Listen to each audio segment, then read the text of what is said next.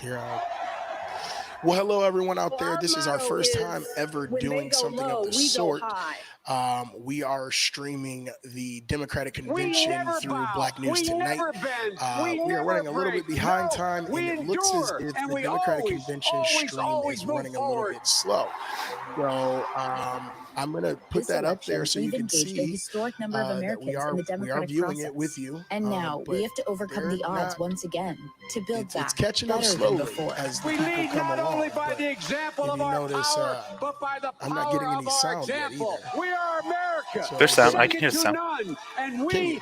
Okay, own well, the I'm not getting finish it on my end line. at It's a all. Don't little low, forget but it. I can hear it. Okay. We are Democrats, and we're ready to lead again. We're coming together on August 17th, all across America. It sounds like just people Be there. talking.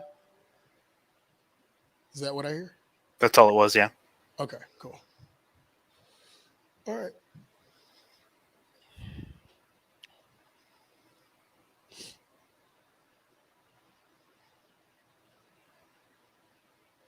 Still.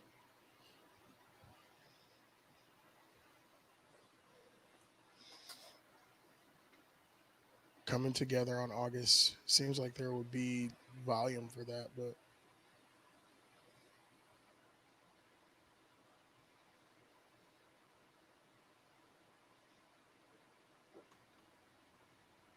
And now, live from Milwaukee, Mayor Tom Barrett.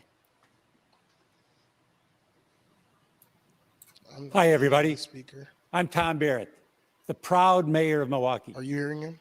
I would Yeah. love Okay. to be welcoming you to my home city right now. The good people of Milwaukee and I were so excited when we learned that our resilient city was chosen to host the 2020 I'm gonna Democratic mute my National mic, Convention. Ranger. It was the first time a major political party chose Wisconsin to hold its convention. But these are not conventional times. And as a result, as we all know, this is not a conventional convention. And as much as we would have loved to host you in person, I am proud that the Democratic Party and the city of Milwaukee have made the health of our residents our number one priority. Unlike the president, we've never called COVID-19 a hoax. Unlike the president, we've never made fun of face masks. And unlike the president, we've never belittled our public health experts.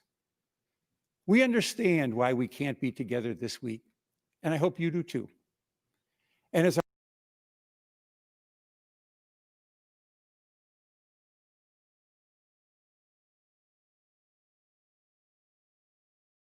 our party comes together virtually to nominate Joe Biden to be our next president, we're showing the country that we're nominating a leader who isn't afraid to make tough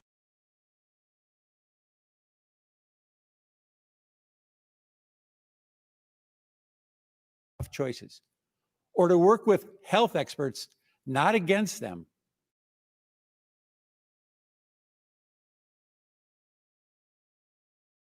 to address this pandemic. Milwaukee is a very special place on America's fresh coast.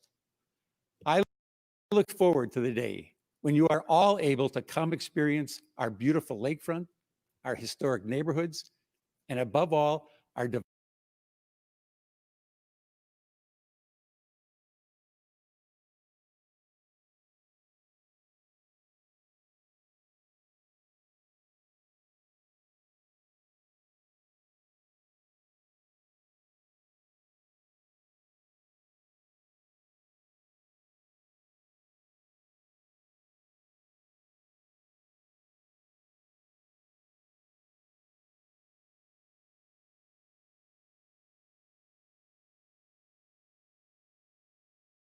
diverse, hardworking, and friendly residents.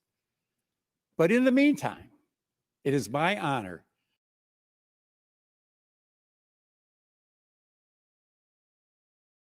to call the second session of the 48th Quadrennial National Convention of the Democratic Party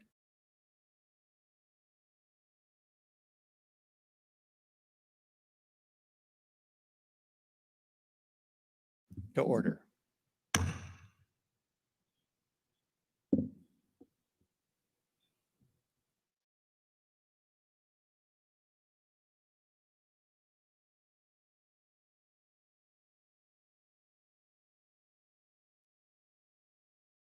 delegates, we will now hear reports from our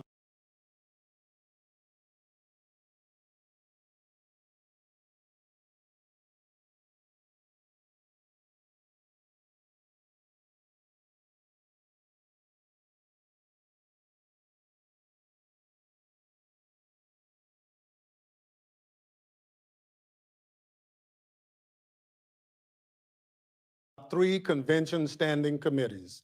To start us off, I'm pleased to introduce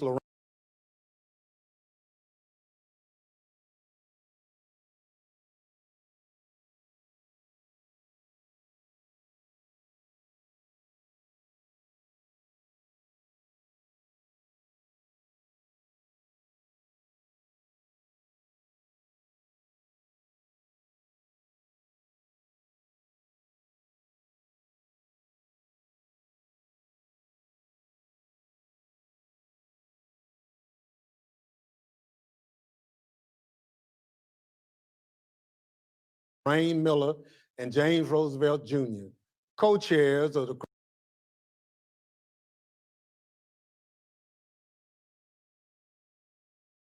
Credentials Committee, to present their committee's report. Hello, delegates to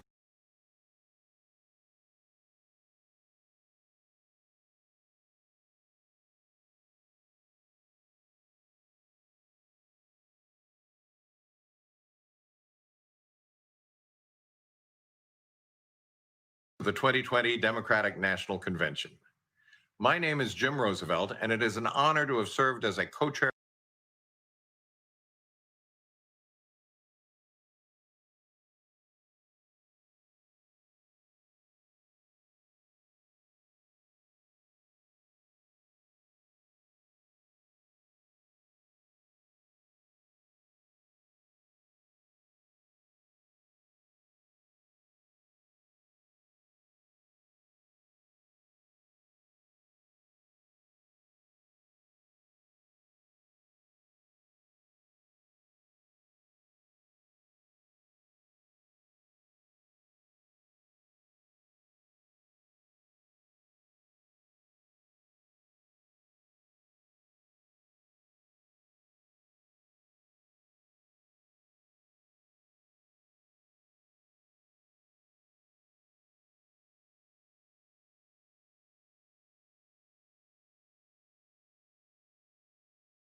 of the Credentials Committee, along with my good friend, Lorraine Miller.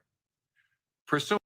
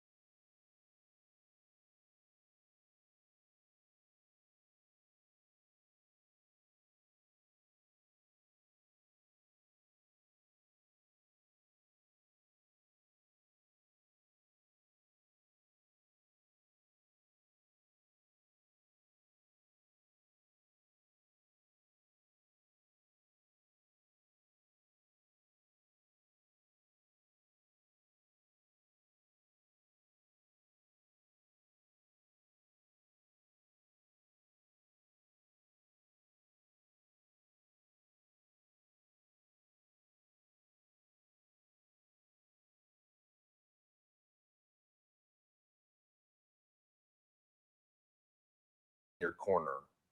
Working families get a fair shot. He understands that leadership means fighting for the people.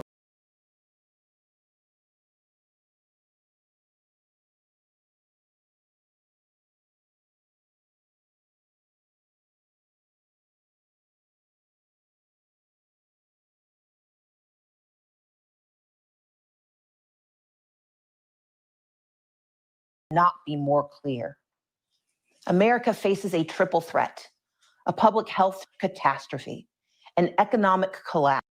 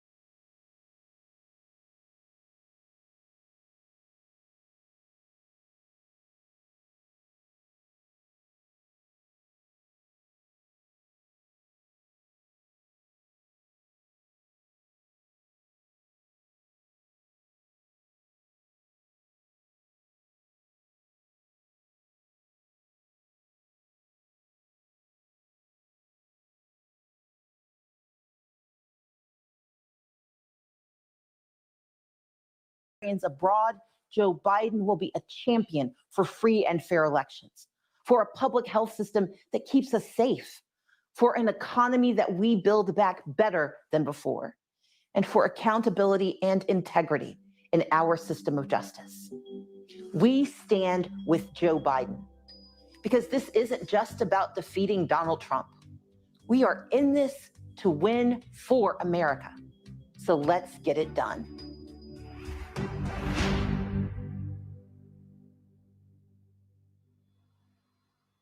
Hello, I'm Tracy Ellis Ross, and how exciting to hear from young elected leaders from across the country. A perfect way to begin night 2 of the Democratic National Convention, Uniting America. Tonight is all about leadership. This unprecedented moment calls for leadership, steady, inclusive leadership, driven by people who understand that our democracy is based on the value of each and every one of us being treated with dignity and respect. Leaders who respond to the needs of hardworking Americans who, right this minute, are unable to pay rent, put food on the table, and keep their loved ones safe. As a Black woman, I find myself at a crucial intersection in American politics. For far too long, Black female leadership in this country has been utilized without being acknowledged or valued. But we are turning the tide. Hello, Kamala. Her nomination is historic for anyone who believes in we the people. Like Senator Harris and many we saw in the keynote, today's leaders emerge from communities that have long been underrepresented. They're charting new paths in the spirit of Shirley Chisholm, Charlotta Bass, Fannie Lou Hamer, and John Lewis. They get in good trouble, necessary trouble. They call things out otherwise ignored, elevating our nation and changing the course of our lives for the better. With every vote we cast for forward-thinking, honest leaders, we chip away at ingrained systems of inequity, and we bend the arc of justice. True leaders make sure that policy is informed by all of us, bridging our burdened past to a safe, equitable, and even joyful future. Joe Biden and Kamala Harris are that bridge, heeding voices from within the movement for racial justice, listening to the people, and acting with empathy and compassion to reflect our shared humanity. Tonight, we'll hear from a number of American leaders, including former acting U.S. Attorney General Sally Yates, who refused to defend an unconstitutional travel ban and paid for it with her job. The threat to this nation, to our democracy, is real. It's clear and it's present. You've watched the president now for 3 years. Look at what he's doing. Instilling fear. I mean, not joking. Instilling fear. Sowing division. Stoking racial division. Undercutting every institution that was designed to check the abuse of power by the president or anyone else. All this for what reason? All this in order to solidify his base and expand his power.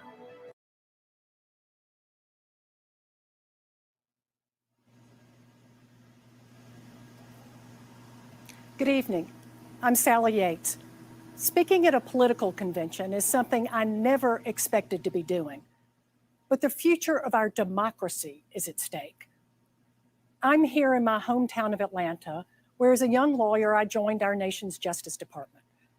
For nearly 30 years, through Democratic and Republican administrations, I worked alongside my DOJ colleagues to advance our nation's promise of equal justice. I served as Deputy Attorney General in the Obama-Biden administration and stayed on as Acting Attorney General for the Trump transition. Then, 10 days in, I was fired for refusing to defend President Trump's shameful and unlawful Muslim travel ban. That was the start of his relentless attacks on our democratic institutions and countless dedicated public servants. Like me, these officials didn't swear an oath to a person or a party.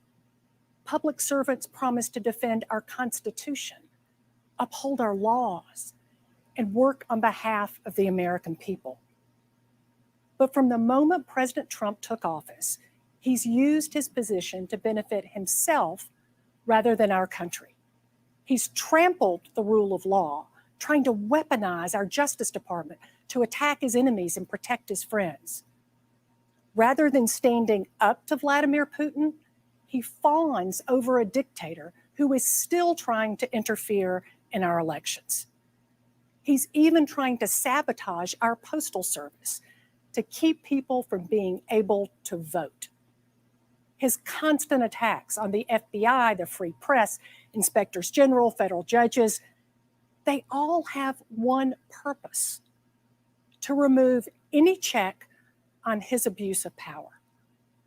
Put simply, he treats our country like it's his family business, this time bankrupting our nation's moral authority at home and abroad. But our country doesn't belong to him. It belongs to all of us. Joe Biden embraces that. He has spent his entire life putting our country first. He has never backed down from a challenge or a bully. He summons the best in us and lives by the values that define us as Americans: service, integrity, courage, compassion. There are countless stories of Joe Biden reaching out to someone in their moment of need. Well, this is our country's moment of need. We need a president who respects our laws and the privilege of public service, who reflects our values and cares about our people. We need a president who will restore the soul of America. We need Joe Biden.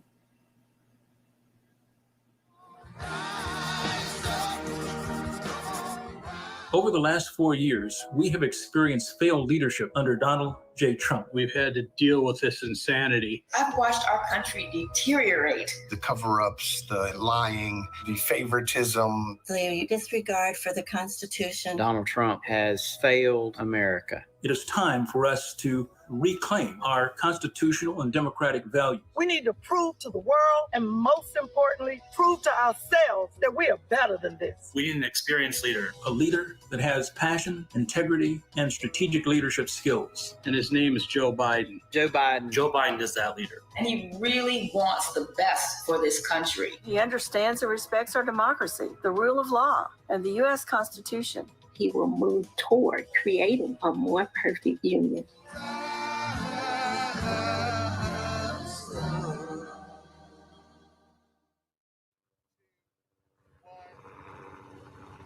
Hi. Hi, this is Senator Chuck Schumer, Democratic leader from my hometown, Brooklyn, New York. Behind me is a sight I see out of my window every night, the Statue of Liberty, the same sight that greeted hopeful immigrants like my grandparents, a symbol of freedom and a beacon of hope to the world. Today, Donald Trump has divided our country, diminished our greatness, and demeaned everything that this statue represents. He even hid in a bunker as Americans were tear-gassed and beaten.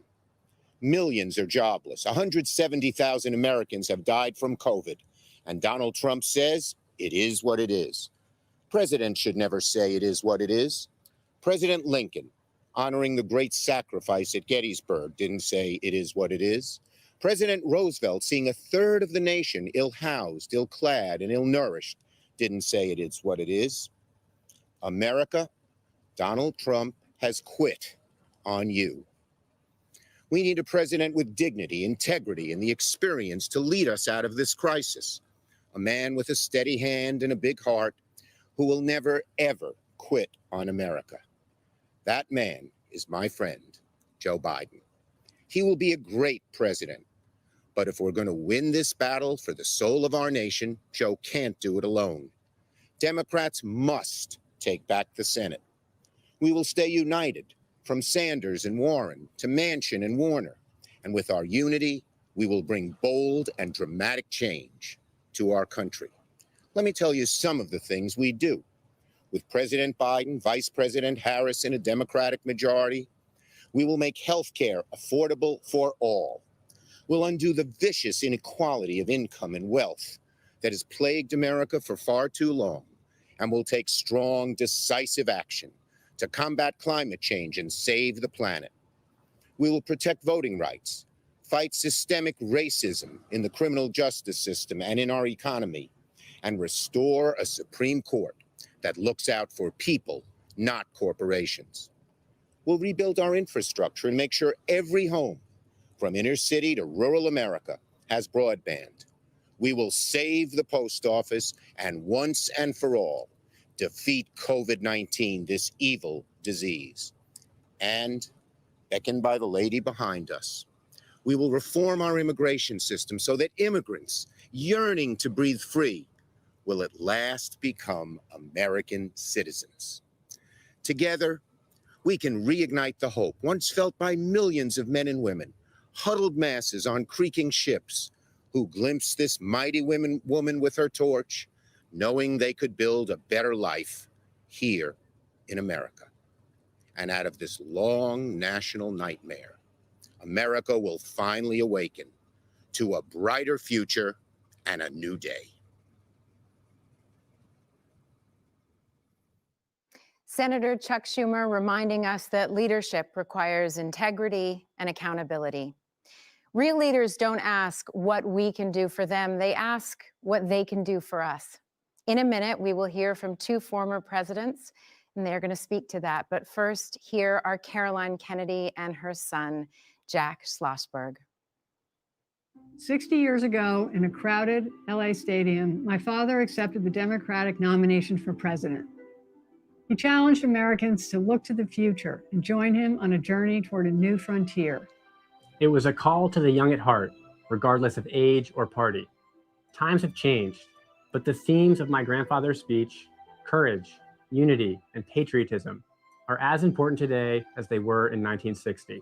And once again, we need a leader who believes America's best days are yet to come. We need Joe Biden. I've admired Joe Biden since I was a Senate intern in 1974. He shared my Uncle Teddy's commitment to civil rights, women's rights, and working families. He was a senator who cared, who led, who inspired. That's why I helped choose him to be Barack Obama's running mate in 2008. When I was U.S. ambassador to Japan, I got to see Vice President Biden in action. He stepped off Air Force Two wearing his aviator glasses and a big smile, radiating American optimism and generosity. I saw a leader who was tough but fair, who commanded the trust and respect of other nations, and who always put America's interests first. Joe Biden's lifetime of public service reflects his unwavering commitment to our highest ideals. In this election, our future is on the ballot. For my generation, it will define the rest of our lives. We need to tackle climate change. We need to end systemic racial injustice. We need to make healthcare available for everybody, and we need to rebuild an economy that helps working families. We can do this. We can reach these new frontiers, but only with a president who asks what he can do for our country and what together we can do to build a better world. It's up to us. Let's get it done. Let's elect Joe Biden, the next president of the United States. It's a great pleasure for Jimmy and me to join you in celebrating our next president of the United States, Joe Biden. We've known and admired Joe and Jill for many years, and most recently, I've worked with them on tackling the demands faced by the more than 53 million unpaid caregivers in our country who are juggling work and other family responsibilities and putting their own physical and mental health and well-being at risk.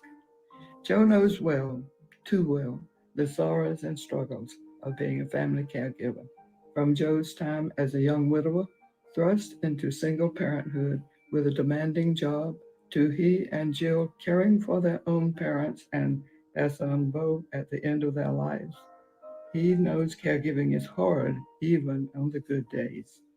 Jill and I also know the challenges of caregiving for those who served in the military and returned with visible and invisible wounds. And we know those caregivers need a leader in the White House. Jimmy and I are voting for Joe because he recognizes the challenges facing our families and has the heart and the talent to make life better for all Americans. When I ran for president in 1976, Joe Biden was my first and most effective supporter in the Senate. For decades, he has been my loyal and dedicated friend. Joe has the experience, character, and decency to bring us together and restore America's greatness. We deserve a person with integrity and judgment, someone who is honest and fair, someone who is committed to what is best for the American people. Joe is that kind of leader, and he is the right person for this moment in our nation's history.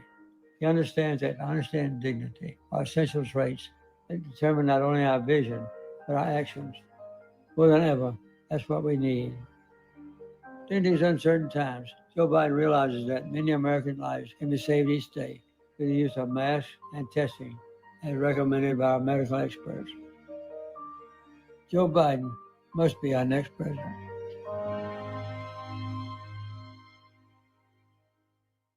Good evening. A presidential election is the world's most important job interview. At the end, we hire a leader to help us solve problems, create opportunities, and give our kids better tomorrows. That's a tall order this year, with the COVID-19 outbreak on a path to killing 200,000 people and destroying millions of jobs and small businesses. How did Donald Trump respond? At first, he said the virus was under control and would soon disappear. When it didn't, he was on TV every day bragging on what a great job he was doing, while our scientists waited to give us vital information. When he didn't like the expert advice he was given, he ignored it. Only when COVID exploded in even more states did he encourage people to wear masks. By then, many more were dying. When asked about the surge in deaths, he shrugged and said, "It is what it is." But did it have to be this way? No. COVID hit us much harder than it had to. We have just 4% of the world's population, but 25% of the world's COVID cases. Our unemployment rate is more than twice as high as South Korea's, 2.5 times the United Kingdom's, more than 3 times Japan's. Donald Trump says we're leading the world. Well, we are the only major industrial economy to have its unemployment rate tripled. At a time like this, the Oval Office should be a command center. Instead, it's a storm center. There's only chaos. Just one thing never changes: his determination to deny responsibility and shift the blame. The buck never stops there. Now you have to decide whether to renew his contract or hire someone else.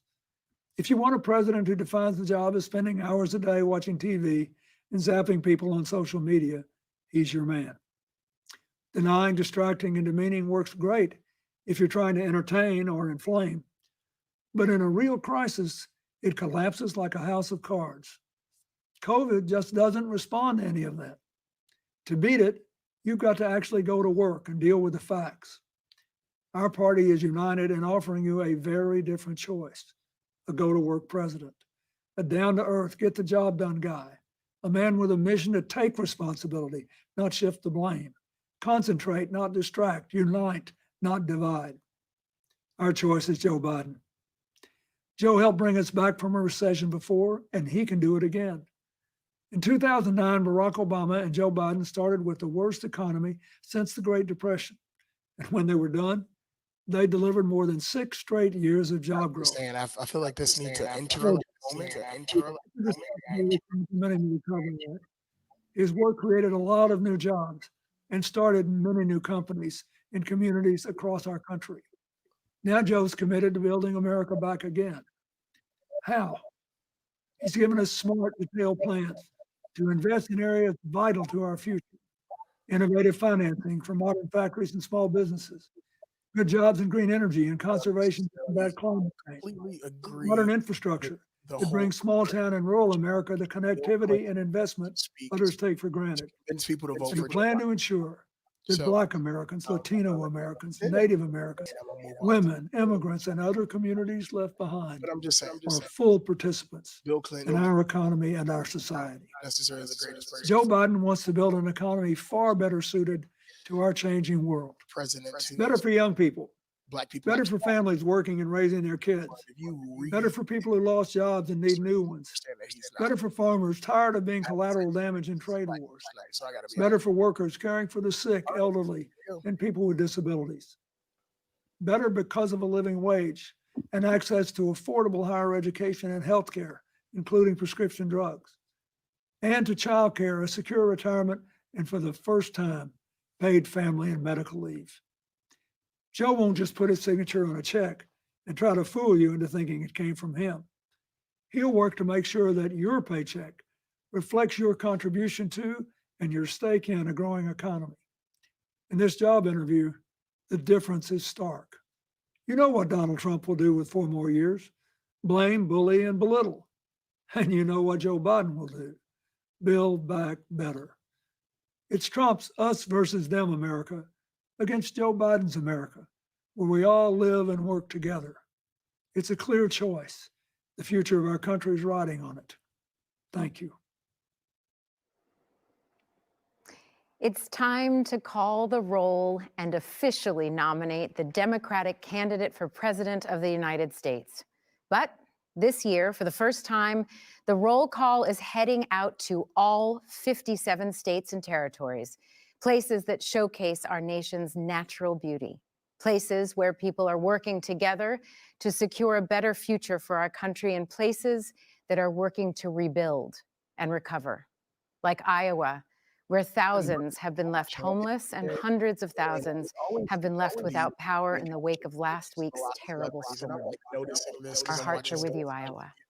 And it is true. There's so much going on right now. Always get Tonight, celebrity for these we type come of- together I think to it's nominate a candidate who will fight for all of us. The convention delegates will do the official nominating, but you can join them in supporting Joe Biden. Text JOIN to 30330 to get involved. And now the chair of the Democratic National Committee, Tom Perez. It's great to be here in Milwaukee, a proud union town whose grit and character reflect the resilience of our party and our country. There's no doubt these last few months have been tough, but good leadership means being able to adapt to any situation. And I want to thank the people of Milwaukee for being such gracious and flexible hosts. It's also great to be back in Wisconsin, where I was lucky enough to marry my wife, Anne Marie, a little more than 3 decades ago. The progressive movement has deep roots here. And since today is the 100th anniversary of the 19th Amendment's ratification, we should point out that Wisconsin was the first state to ratify it.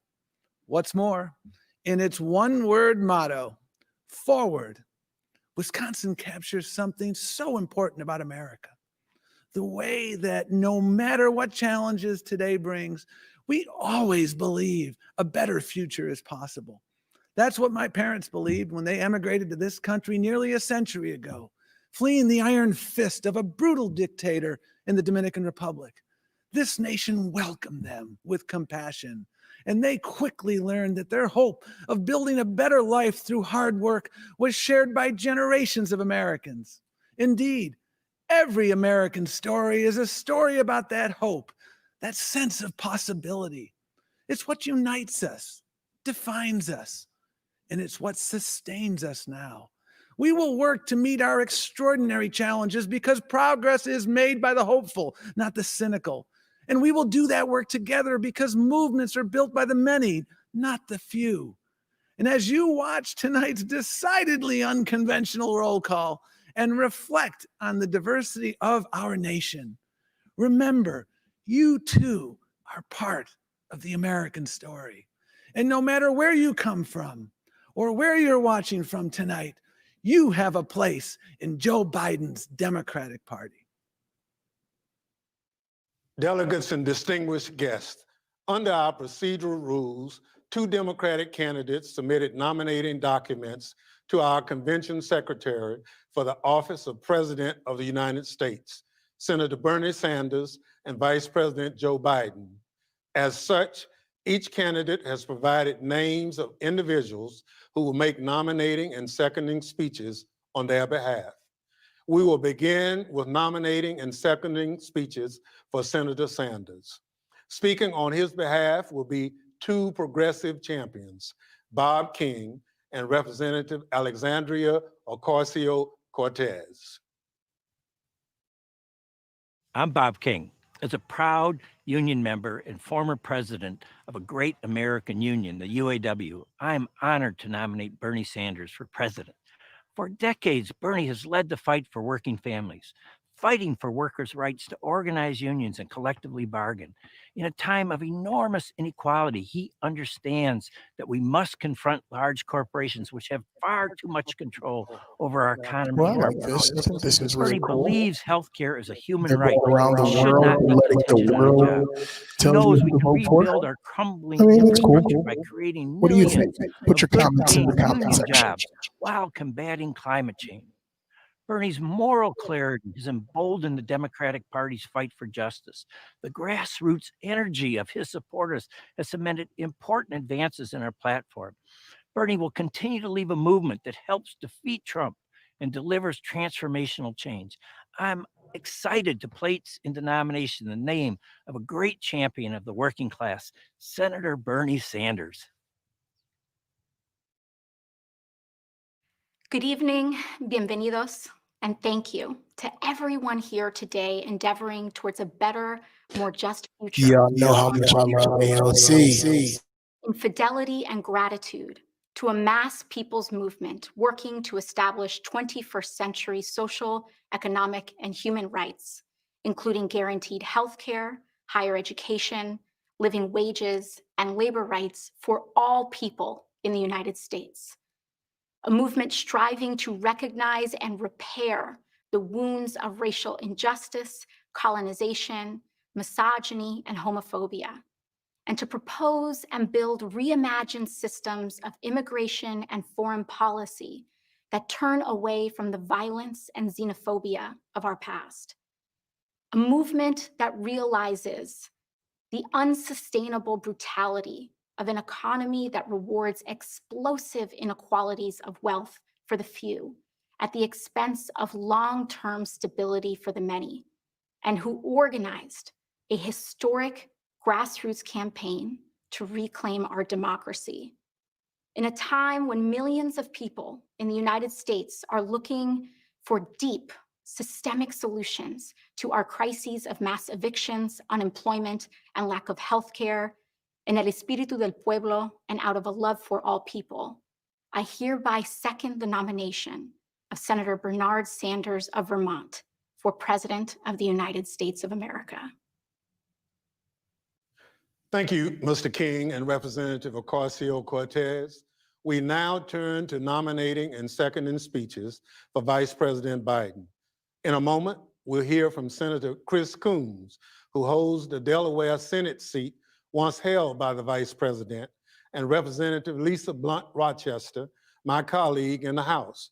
But first, we'll hear from Jacqueline Asby, a working Are we American still talking who about met Joe Biden in Bernie? the most unexpected place, the elevator where she worked. Just being honest. I take powerful people up on my elevator all the time. When they get off, they go to their important meetings. Me, I just head back to the lobby. But in the short time I spent with Joe Biden, I could tell he really saw me, that he actually cared, that my life meant something to him. And I knew, even when he went into his important meeting, he'd take my story in there with him. That's because Joe Biden has room in his heart for more than just himself. We've been through a lot, and we have tough days ahead. But nominating someone like that to be in the White House is a good place to start. That's why I nominate my friend, Joe Biden, as the next president of the United States. I'm Senator Chris Coons from Delaware, a small state where people expect to see their senators and even sometimes their vice president at the supermarket, at a church festival, out in their community. Joe fights for us because he knows our struggles and hopes. He knows the pain of loss and the worries of working parents. And he's always brought that same personal concern he showed for Jacqueline to getting things done as our senator and then as President Obama's vice president. Joe's tackled gun violence and climate change. He stood up to dictators and supported our troops. He led the recovery effort after the last recession and delivered on a promise to make our healthcare system fairer and stronger. Through it all, Joe Biden's never forgotten where he's from. He's been sustained by his faith and his family through the toughest of times, and he has the heart and the compassion for this moment. For all of these reasons and more, it's my honor to second the nomination of my good friend, Joe Biden, to be the next president of these United States. I'm Congresswoman Lisa Blunt Rochester. In some history class in the future, children are learning about this moment. They're learning about our pain, our grief, our worry. But they're also learning about a man named Joe Biden, about how he restored decency to our government and integrity to our democracy. They're learning about how we conquered a pandemic, stood united for racial justice, and built our economy back better than before. They're learning about how his leadership gave their generation a fighting chance. They're learning about us too, about the resolve and the unity we showed against the forces of hatred and division, about the work we will do over the next 11 weeks, and about the night when, despite our distance, we came together to nominate Joe Biden for President of the United States, a nomination I'm honored to second. Thank you all. Pursuant to our convention rules, we'll now proceed to a roll call by states on the selection of our party's candidate for the President of the United States. Secretary Wray.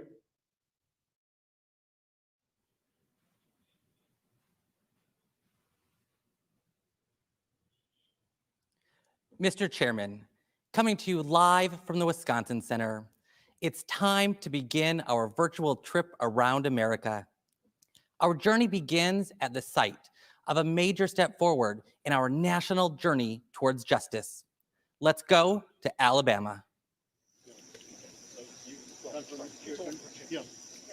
John Lewis marched across this bridge in 1965 to demand the right to vote. A lifetime later, civil rights and voting rights remain America's great, unfinished business. But those who walked this path before us showed us the way forward. If we want to honor John Lewis's incredible life, let's restore the Voting Rights Act and ensure that our democracy belongs to all Americans. Alabama casts 8 votes for Bernie Sanders, and the great state of Alabama casts 52 votes for our next president of these United States, Joe Biden. Alaska. The waters we rely on to feed our families and make a living are threatened by climate change. When Joe Biden was vice president, he and President Obama made sure Alaska's tribes had a say on how these waters were managed. Donald Trump took it away. We must elect a president who will respect our voices, protect our waters, and address climate change. Alaska cast 7 votes for Bernie Sanders and 12 votes for the next president, Joe Biden. American Samoa. Joe Biden honors our service, and we trust him to support our community. As vice president, he helped expand rural infrastructure to communities like ours, broadening our economic capacity. As president, he will continue to strengthen rural America from New England to the Pacific. On behalf of the Governor Lolo Matalasi Molina and the American Samoa Democratic Party, we proudly cast 11 votes for our next president of the United States of America, Joe Biden. Arizona. As a middle school teacher, I know that public educators are doing everything they can to make sure our students have quality learning experiences this fall. As a mother of a high school freshman, I know that it's far from perfect. As an NEA union organizer, I'll fight to make sure that it's scientists, parents, and educators that decide when it's safe to go back to school, not politicians. As an Arizona Latina, I proudly cast our votes, 29 for Bernie Sanders and 51 for our next president, Joe Biden. Arkansas. Feeding people is an act of love, and I think we all can use a little extra love these days. So we took our food trucks out into the community to deliver meals made right here at the Clinton Presidential Center for our neighbors in need. Even when our leaders let us down, America kept looking out for each other. Arkansas cast 9 votes for Bernie Sanders and 27 votes for our next president, Joe Biden. California. Climate change is not a hoax. It's real, and communities of color have been bearing the brunt of this reality for generations. Joe Biden's plan to crack down on polluters to protect our air and water is about environmental justice and economic justice. He'll prioritize equity and bring new clean energy jobs to Black and brown neighborhoods, because that is how we build back better. California, home to our next vice president, Kamala Harris, cast 231 votes for Bernie Sanders and 263 votes for our next president, Joe Biden. Colorado. Han and I grew up in poverty as immigrants, but we've been able to make a decent living. We're extremely lucky. But now we have 3 family members that tested positive for COVID, and it just doesn't feel safe to put Evan and Emma back to school. This is certainly going to be hard on them and on us, but millions of working families will have it much harder. I know Joe Biden cares about these struggles, and that's why I trust him to fight for us. With 1 abstention, Colorado will cast 36 votes for Bernie Sanders and 42 for our next president, Joe Biden. Connecticut.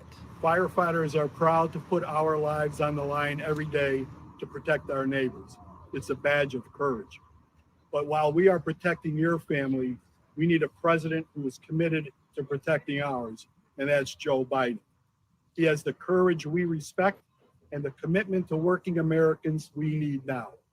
On behalf of our governor, Ned Right Lamont, now, you're I am honored to seeing cast a Connecticut's vote 75 votes for our next from president, Joe Biden. the whole country. It looks Delaware. like the whole Democratic organization.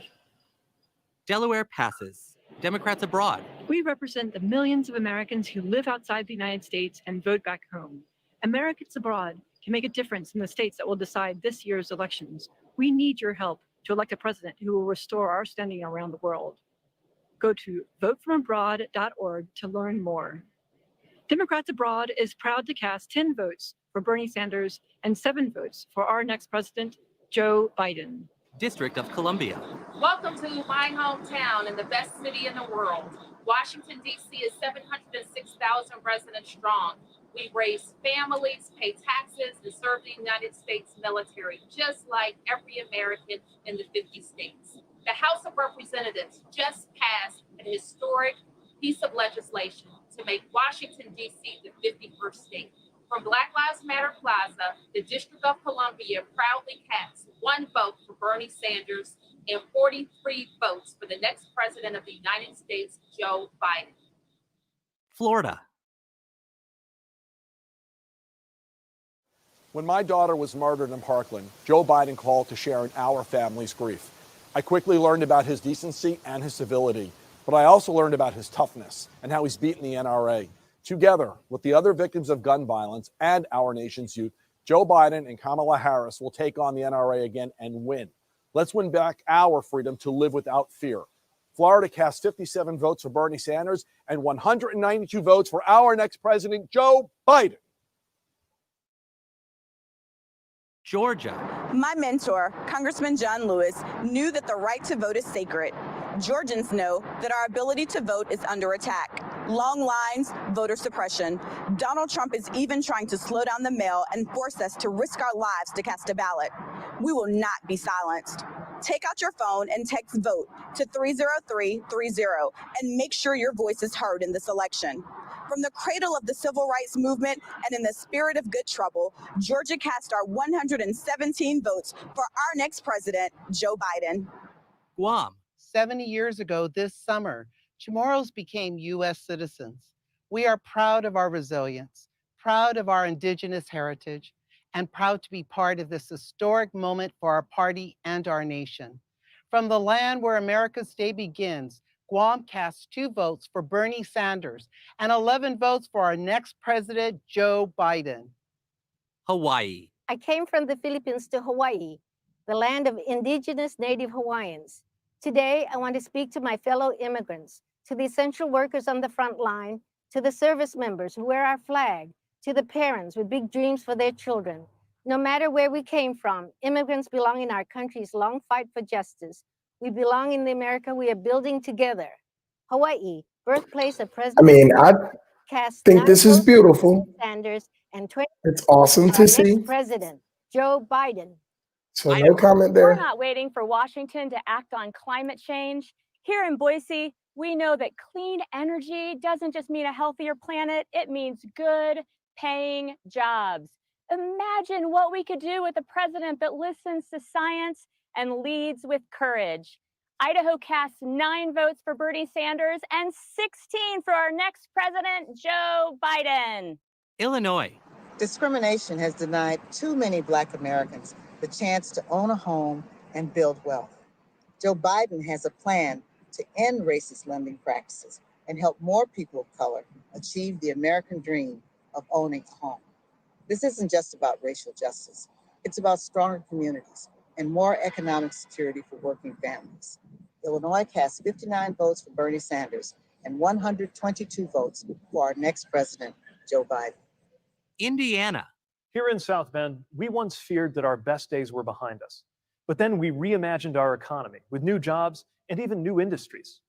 The Hoosier State is ready to lead America's recovery with our diverse communities, our talented workers, and our best in the world agriculture. Joe Biden's plan gives us a blueprint to revitalize industrial cities and rural areas alike. Indiana casts 2 votes for my friend Bernie Sanders and 86 votes for the next president, Joe Biden. Iowa. We were going to talk to you tonight about biofuels, but the powerful storm that swept through Iowa last week has taken a terrible toll on our farmers, our small businesses, and our families who are still without power. So while we have the honor of casting Iowa's votes, 11 for Bernie Sanders and 38 for Joe Biden, we also want to ask you to keep Iowans in your thoughts during this difficult time. Kansas. I'm a 4th-generation family farmer, but I worry about the next generation. Many of our young folks end up moving from rural communities to find jobs. Joe Biden has a plan to help new farmers get a good start. And by funding schools and healthcare, he'll make sure that rural communities remain great places to live, work, and raise a family for generations to come. Kansas, the Sunflower State, proudly cast 10 votes for Bernie Sanders and 35 votes for our next president, Joe Biden. Kentucky. One day when I was 14, my mom wouldn't wake up. Calling 911, I was scared not only because she was sick, but because I knew we couldn't afford the bill. Thank God she survived. When I told Joe Biden that story in 2008, he promised to continue to fight for folks like us and got busy passing Obamacare. 2 years ago, when mom had a heart attack, we only had to worry about her getting better because Joe kept his promise. The Commonwealth of Kentucky cast all 60 votes for the next president of the United States, Joe Biden. Louisiana. This used to be an abandoned building. Now it's a thriving art studio, a community hub, a place where independent artists can make their name and parents can bring their kids during these difficult days of remote learning. Our cities are strong because our people make them strong. And our economy will come back because our small businesses will bring it back. Louisiana cast all 60 of our votes for my friend and the next president, Joe Biden. Maine. My American dream, I'm living it. A 25-acre organic farm on the lake, a roadside farm stand, and a bed and breakfast. My husband and I aren't corporate tycoons. We just want to make an honest living and feed our community. Small businesses like ours are the backbone of rural economies across America. Joe Biden has a plan to help more Americans, especially people of color, start their own businesses. Maine casts 9 votes for Bernie Sanders and 22 votes for our next president, Joe Biden. Maryland. Black lives matter. And when it comes to racial justice, Black opportunity matters. When Joe Biden rebuilds our middle class, he won't leave anyone behind. His plan, more capital for Black entrepreneurs. More funding for public schools and HBCUs. Banning racial discrimination in the housing market. And paying every worker a fair wage. That's building back better. Maryland. The home of Frederick Douglass. Cast 1 vote for Bernie Sanders and 119 votes for our next president, Joe Biden. Massachusetts. We need a plan to get the economy going again. Joe Biden will get the pandemic under control, create new jobs in manufacturing and clean energy, help small businesses and our restaurants recover, and build back better so that our economy is stronger and fairer than it was before. Massachusetts cast 30 votes for Bernie Sanders and 83 votes for our next president, Joe Biden. Michigan auto workers are the best in the world, but we'd be nowhere without Joe Biden. And a lot of folks wanted to let Detroit go bankrupt.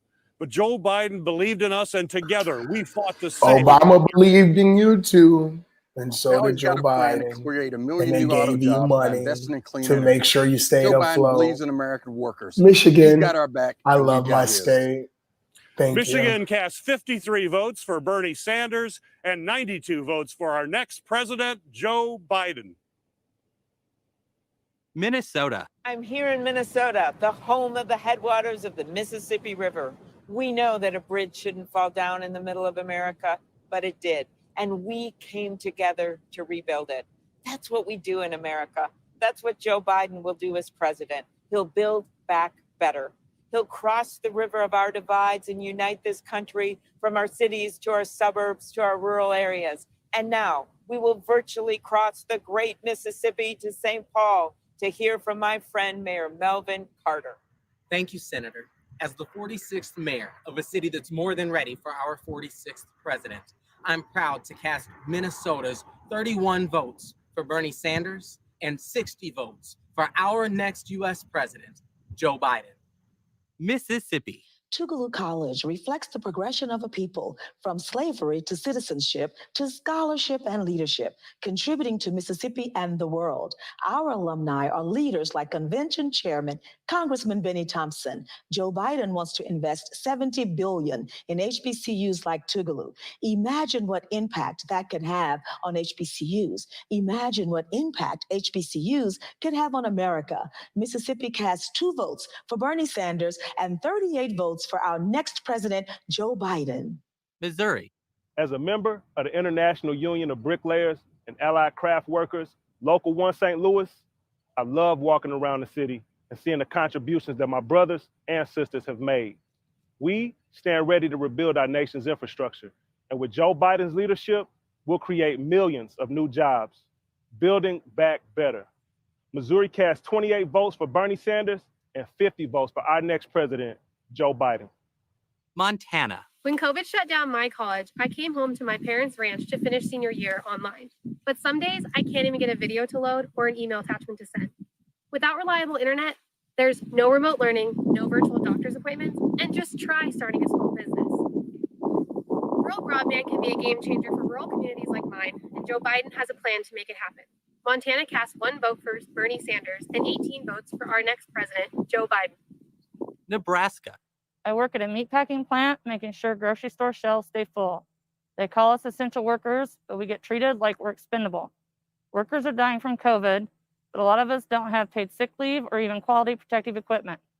We are human beings, not robots, not disposable. We want to keep helping you feed your family, but we need a president who will have our backs. Nebraska cast 33 votes for our next president, Joe Biden. Nevada. Working people are the backbone of our economy and the key to our recovery. Joe Biden knows it's not enough to praise them. We have to reward them. So let's raise the minimum wage to $15 an hour, empower workers to negotiate for better benefits and safer workplaces, and make it easier to pay for things like health care and higher education. I am proud to cast 24 votes for Bernie Sanders and 25 votes for our next president, Joe Biden. New Hampshire. Hello from the Granite State. We trust Joe Biden. Joe will provide the leadership necessary to bring us back from this awful pandemic.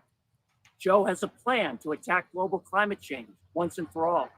And Joe will restore honesty, decency, and trust to the White House, reunite all Americans, and build a better future for all. The great state of New Hampshire awards 9 delegates to our friend and neighbor, Bernie Sanders, and 24 delegates to the next president of the United States, Joe Biden. New Jersey. We've been hit hard by COVID, but we're coming back. But we have to be smart. We have to listen to the experts, and we have to have a president who has a plan. That's why, in memory of all those we've lost, in solidarity with those who are sick or struggling, and in eternal gratitude for our heroic frontline workers, New Jersey cast 5 votes for Senator Bernie Sanders and 139 votes for the next president of the United States, Joe Biden. New Mexico. Makoam, Mamkima Kirimba. Greetings and good evening. My name is Derek Lente, State Representative, coming to you from the homeland of my ancestors here at the beautiful Pueblo of Sandia. New Mexico is a diverse state, home to 23 indigenous sovereign nations with a rich multicultural history. We are all united by the love of this beautiful place that we call home. And we believe that we owe it to the next generation to protect the natural and cultural resources that are their inheritance. And to that end, also respect tribal sovereignty. New Mexico proudly casts 4 votes for Bernie Sanders and 42 votes for the next president of the United States of America, Joe Biden. New York. As an immigrant from St. Vincent and the Grenadines and an 1199 SCIU registered nurse, I am proud to be part of America's fight against COVID-19. But many healthcare workers don't get paid sick leave or have enough protective equipment. I have 2 children with asthma and a mother who's high risk. I worry every day about bringing this virus home to them. Joe Biden's plan will help us take better care of your loved ones as well as our own. Along with Lieutenant Governor Kathy Hochul, I cast New York's votes. 44 votes for Bernie Sanders and 277 for our next president, Joe Biden. It's Joe time.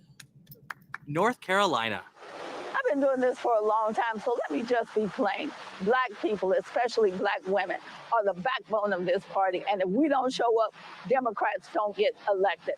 I'm putting on my mask, and we're going to every corner in North Carolina to help organize, because we need to make sure everyone shows up for Joe Biden. He will show up for us. North Carolina cast 39 votes for Bernie Sanders and 83 votes for the next president of the United States, Joe Biden. North Dakota. The Shkatni Dosha, Jeed. Welcome to the homelands of the Mandan, Hidatsa, and Arikara people. I graduated from a class of just 44 students, and I had to drive 3 hours just to take the SATs. But growing up, I knew that college was a ladder that could take you anywhere. Joe Biden knows that everyone deserves a chance to climb that ladder. So as a proud tribal member, as a Mexican American, and as a Harvard graduate, I am proud to cast North Dakota's votes. 10 for Bernie Sanders and 8 for our next president, Joe Biden. Northern Mariana Islands.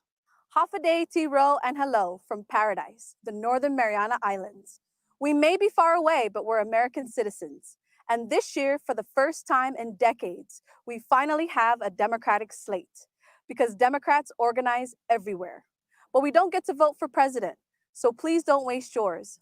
The Northern Mariana Islands is proud to cast 2 votes for Senator Bernie Sanders and 9 votes for our next president, Joseph Biden. Sidus Maasi, Olamai, and thank you. Ohio. It seems like every time working people believe in a Donald Trump promise, they wind up getting screwed. Well, Joe Biden has more than just a promise. He actually has a plan to bring jobs back to America. Like electric vehicles or a national network of vehicle charging infrastructure that'll create good paying jobs for skilled union workers like Josh. And the future will be made in America. Ohio cast 20 votes for Senator Bernie Sanders and 134 votes for the next president, Joe Biden. OH. I-O. Oklahoma. 99 years ago, racial violence devastated a thriving Black community here in Tulsa. Today, hatred still lives in our nation, but so does resolve. Oklahoma refused to let ourselves be defined by division then, and our nation must turn back the tide of violence again now.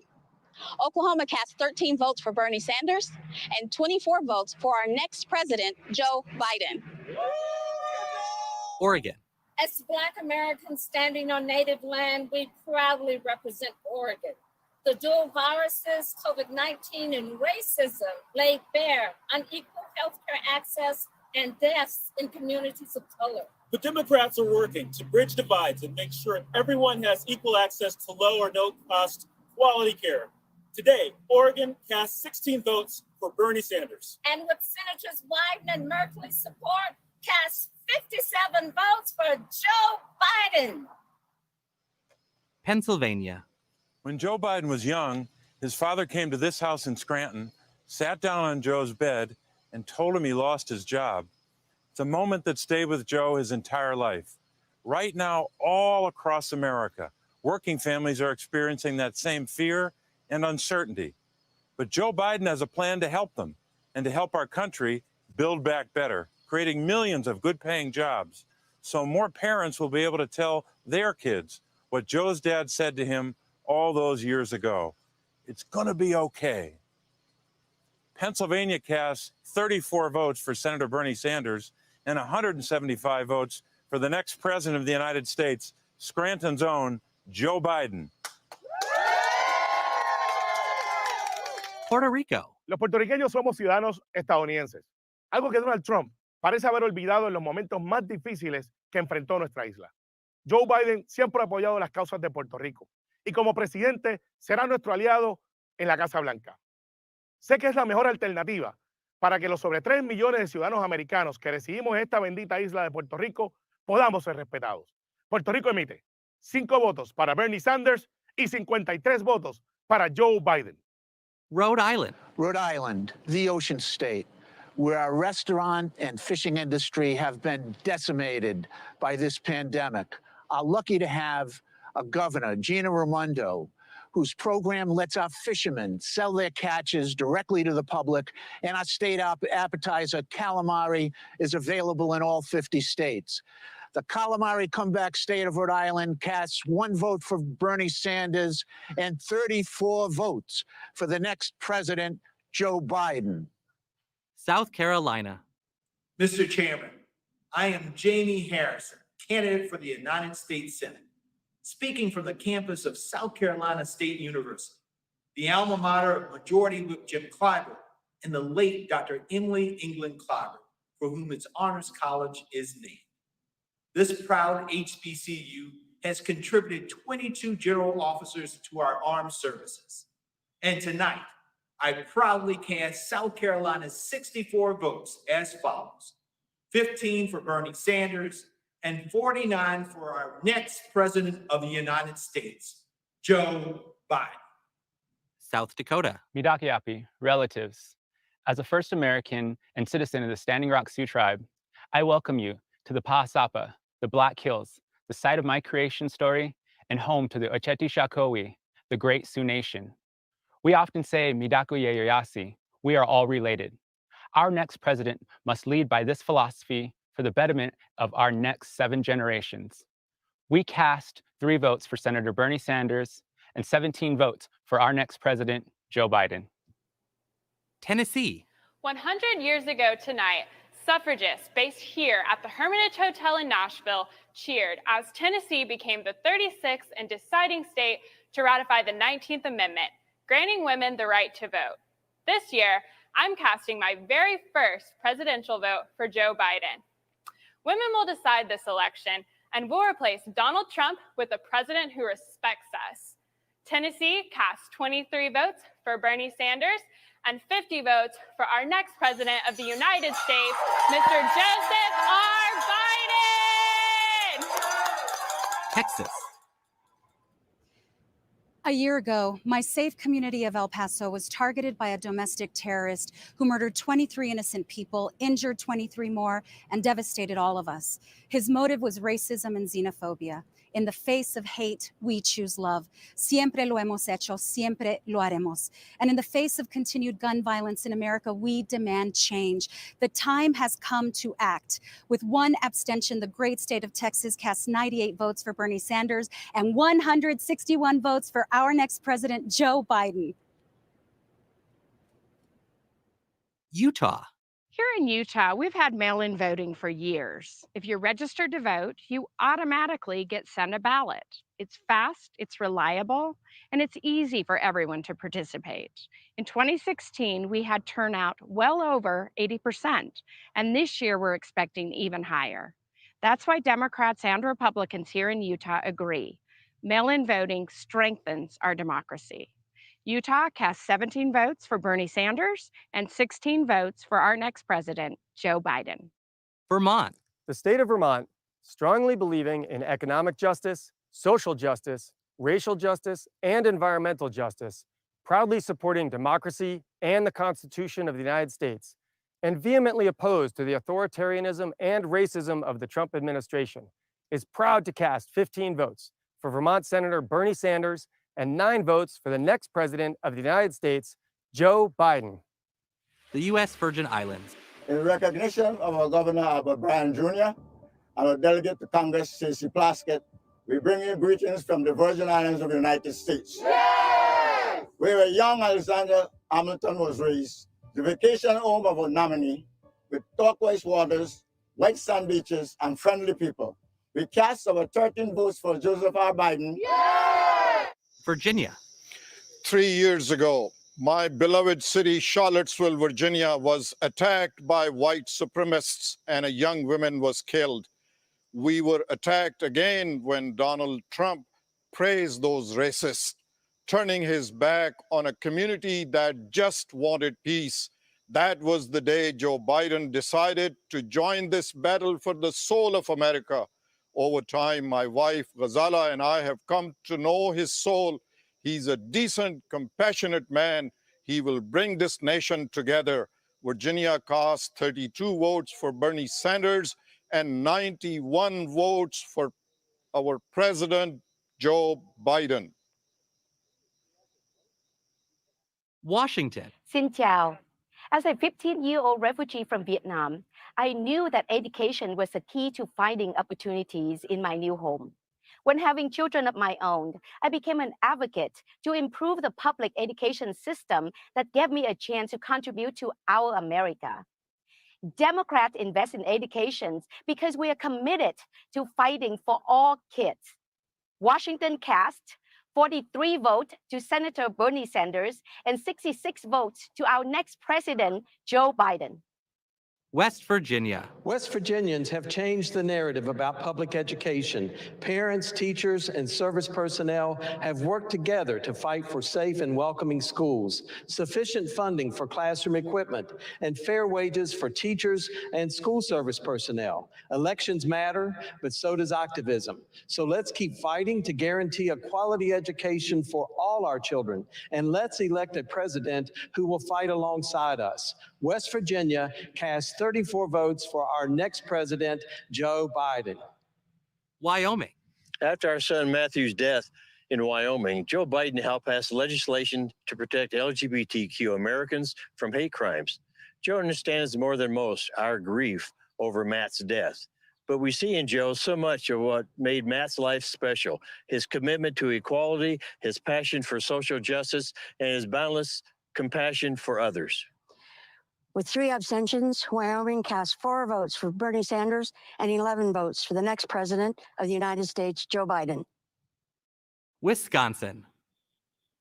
Welcome back to Milwaukee, Wisconsin, a great city on native land on a great lake. It's the place where I was born and raised, right in the heart of 53206 zip code. Now, this is a community that's been faced with some significant challenges due to historical injustice, but what many don't see is the joy, the resilience, and opportunity that lies within this community and so many others across America just like it, where hardworking people are fighting to provide for their families and to build a better future. We know that we build a better future for our nation by channeling Wisconsin's legacy as the birthplace of the labor and the progressive movement and uniting around a bold, inclusive agenda that uplifts every community in the pursuit of a more just future, one that recognizes healthcare as a human right, one that tackles the climate crisis and takes on racial and economic justice. Wisconsin cast 30 votes for Bernie Sanders and 67 for the next president of the United States of America, Joseph R. Biden. Delaware. Long before this train station bore his name, you'd see Joe Biden up here on the platform with the rest of the crowd, on his way to work or going home to his family. That's always been his North Star, delivering for families like his own, working people who struggle and sacrifice to build a better life. Nobody has ever had to wonder who Joe Biden's in it for. Our nation faces daunting challenges, but I've known Joe Biden for 40 years, and there's nobody I trust more to lead our party, unite our country, and restore our standing in the world. What's more, he's humble. He tells the truth. He treats everybody he encounters with respect and builds bridges, not walls. He is a leader made for this moment and the finest public servant I've ever known. Delaware is proud to cast its 32 votes for our favorite son and our next president. Our friend, Delaware, Joe Biden.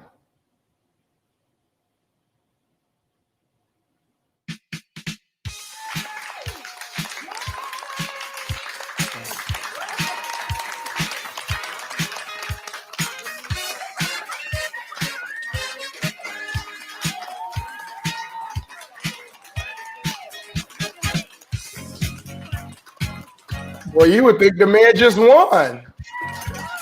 For real. Like they having a party with silly string and stuff. I can't. The boy just must won the presidency. I can't. Or is the fight still continuing? I can't help at this moment when everybody's clapping their hands and shooting off party poppers. That poor Bernie Sanders. Poor Bernie Sanders stood there like this. Bro. Clap your hands. That was the worst. Thank you to all our Oh my God, it was horrible. I can't even lie. I'm so sick of this Joe dude. Biden has officially been nominated by I'm the sorry. Democratic Party as our candidate the for president Democratic. of the United States. Vice President Of Biden the is United hereby States. invited to deliver an acceptance speech. Oh, he's going to speak. Well, thank you very, very much from the bottom Why of my he be heart. looking so Thank you confused? all. It means the world to me and my family. And I'll see you on Thursday. Thank you. If I can thank be you, honest thank and you. say that he scares me a little bit. I know he's the choice. I know he's the guy that we're supposed to vote for, but he scares me just a hair. Like, I be wondering sometimes if, like, I don't know. I'm a tech at heart. I'm a tech at heart. You So gonna I get mad at gotta me? I gotta say, I know he had nothing to do with his memes, but they were legendary. Hands down. Hands down. I wish he had more to do with that. That was so sweet with the grandkids. Yay! And now we have an official nominee. On to the 94 next crime step, bills should electing scare Joe Biden everyone. and Kamala Harris in November. Make sure you have a plan to vote. Text VOTE to 30330 to find out I don't know how. why. Now we're going to talk can't about get a this comment topic up. that touches let me try. all of our lives: healthcare. See if you can do it. The Affordable Care Act was Which one are you trying to get up there? Oh, there we go. This pandemic You got it. has You got it. revealed just how important it is. It didn't come up. to I don't protect see it. And It's improve there. it. Increasing access to health maybe care my and glasses bringing messing down its with me. costs have always Yeah, the been 94 a crime bill priority for does Joe scare Biden. me. Yeah, Because it for does. Joe and That's for why I was all trying to of figure out why they had healthcare is Bill personal. Clinton up speaking to start off the convention. That's pretty And by surprising. the way, They called mad props to the leadership. Democrats. I have not Again heard and again, they were not told to give up one on affordable time health care. the name Kamala Harris They tonight knew it yet. would cost them politically. The Republicans say this will prove to be unpopular. Maybe it's because they're like Not nearly as Joe's much as actually it cost finally the accepting the American people. nomination. They did nothing. I think that's We're why. not going to slow Right, up on Danger? providing affordable health care for Americans. He's Healthcare yeah, is an yeah, they actual it's official. American right. It's Giving up official. affordable That was the care point. would have meant leaving To get 20 him million to without coverage out in accept the cold. nomination, and Joe then Biden Trump said virus is the scariest. because he knew For what it real. was like. Oh no. Oh Ben, I'm in total agreement with you. Born into I'm the in same total. There's no disagreement at Black News tonight. Okay, there's not. I think we had who do we have? Jeff Danger, who I asked that question and I said, well, what's the other option? Yeah. You know, Yeah. we talk about the Kamala and Harris. It's hard to or, imagine I'm the sorry, greater grief than losing your child. Biden Harris administration Always knew that his as family if was one of the lucky ones.